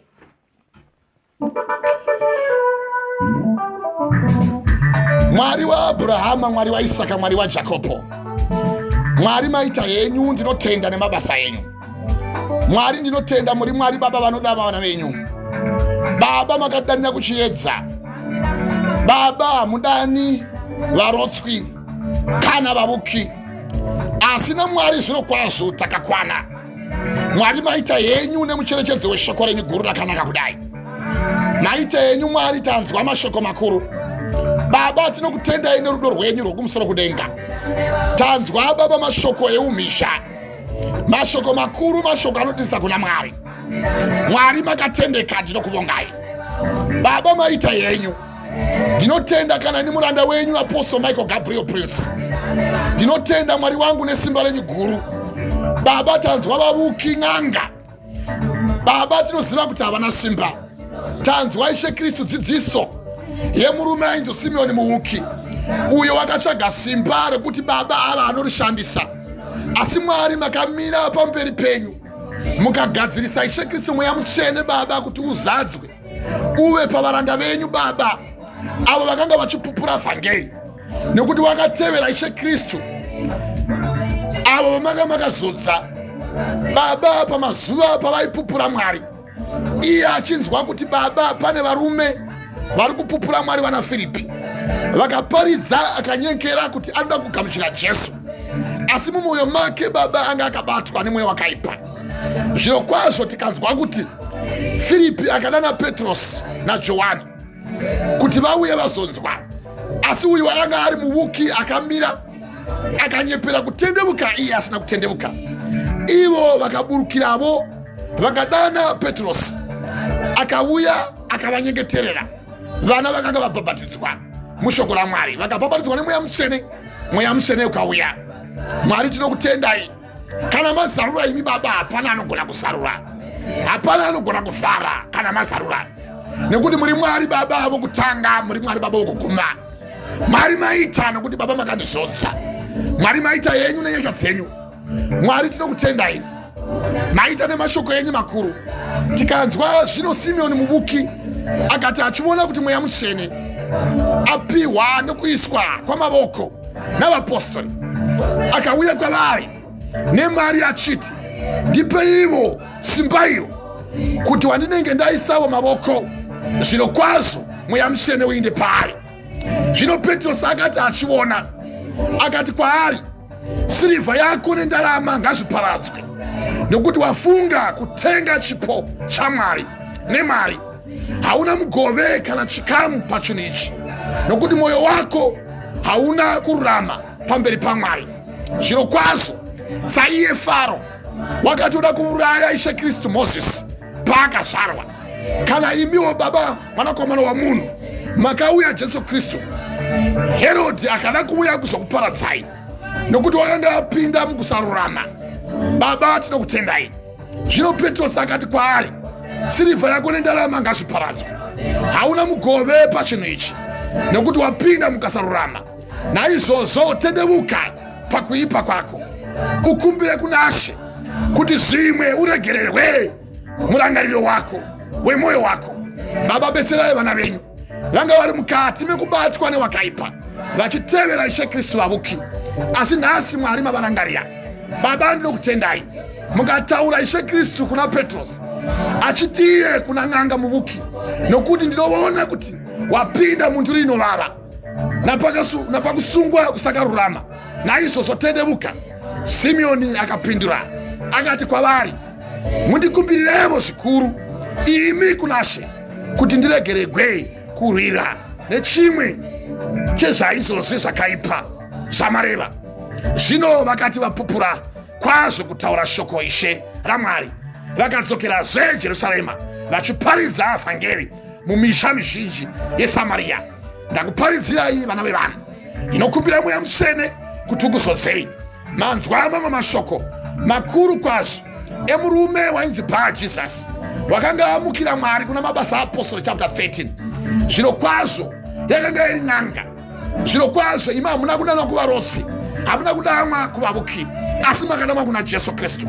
Manzwa zvino kwazvo zvichinzi iye Bhanabhasi naSimeoni vakadanwa vakanzi ngavainde vanopupura vhangeri pamberi pevana veSamaria vakanga vari vahedheni, vachiparidza ndokuwana n'anga yakanga iri pamusha aigara pamubati wenyika ainzi Semioni Pauro. Iye wakanga aine uchenjeri. Zvino Mweya Mutsvene wakanga uzere pana Sauro, iye anonzi Pauro. Akaona murume wakanga akazadzwa nemweya wekuuka yakanga iri n'anga, iye wainzi Bha-Jesus, asi wari muvuki. Asi zvino kwazvo Mweya Mutsvene wakanga uri pavari, vakaudzwa kuti iye zita rake ainzi NEMADZINZA, zvichidudzira kunzi NEMADZINZA ndo rakanga ri zita rake. Ari mudzivisi achitsvaga kutsausa mubati pakutenda, kudzivisa varanda vaMwari kuti vaparidze vhangeri. Baba, tinokumbira kuti Mweya Mutsvene zvavari kuparidza kudai zvamapupurira vana venyu vadzosei ndangariro, vazive kuti Baba, imi hamudani varoswi, hamudani vavuki, asi makadanwa Ishe Kristu kumweya yevanhu kuti vatsaudzwe.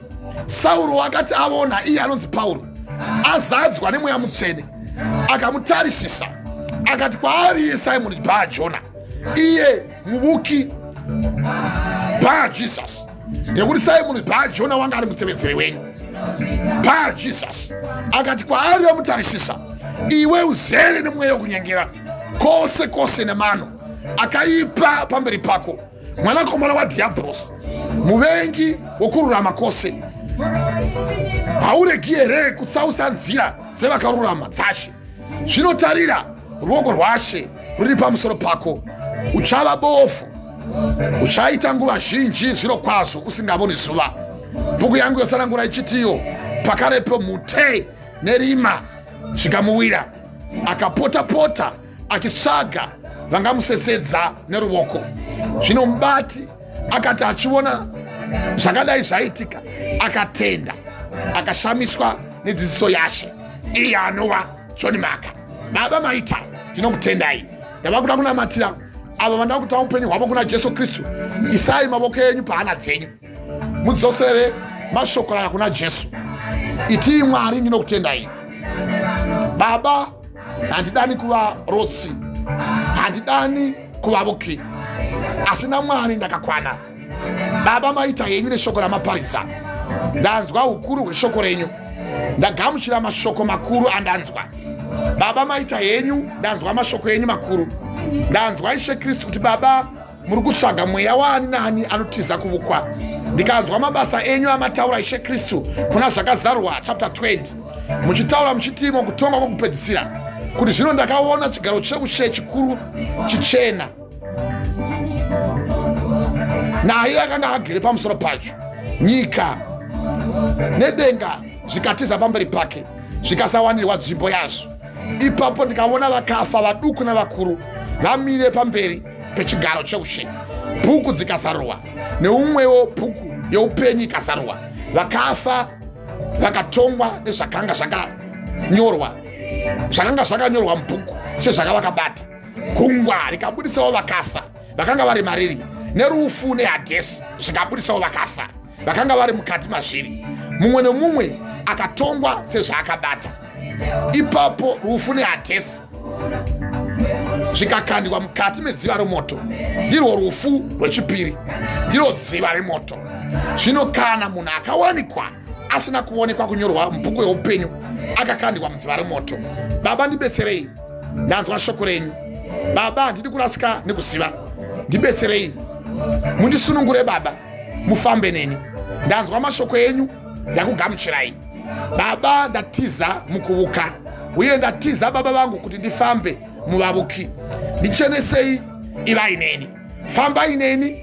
Imi Baba munotaura muchiti ani nani asunungurwa naBaba asunungurwa zvachose. Baba ndazarura goni rangu. Ndarizarura Baba nekuti munotaura kuna zvakazarwa chapter 3 pavhesi ya 20 kuti ani nani anozarura goni kana ndagugudza ndikapinda maari ndichayira naye iye agorayira neni ndigomupa mubayiro sezvo indakakunda ndikagara pachigaro cheushe. Saiye waakakunda achauya achigara pachigaro cheushe indakakundawo neni. Baba tinokutendai, munotaura muchiti ane nzeve ngaanzwe zvinoreva mweya mukereke. Inokutendai, dai Mwari vanga vakuropafadzai. Mwari vava nemi kubva zvino nekusingaperi. Nyasha yaZesu Kristu, rudo rwaMwari Baba nekuwadzana kwomweya mutsvene ngazvive nemi nekusingaperi. Amen and amen. I thank you. God bless you.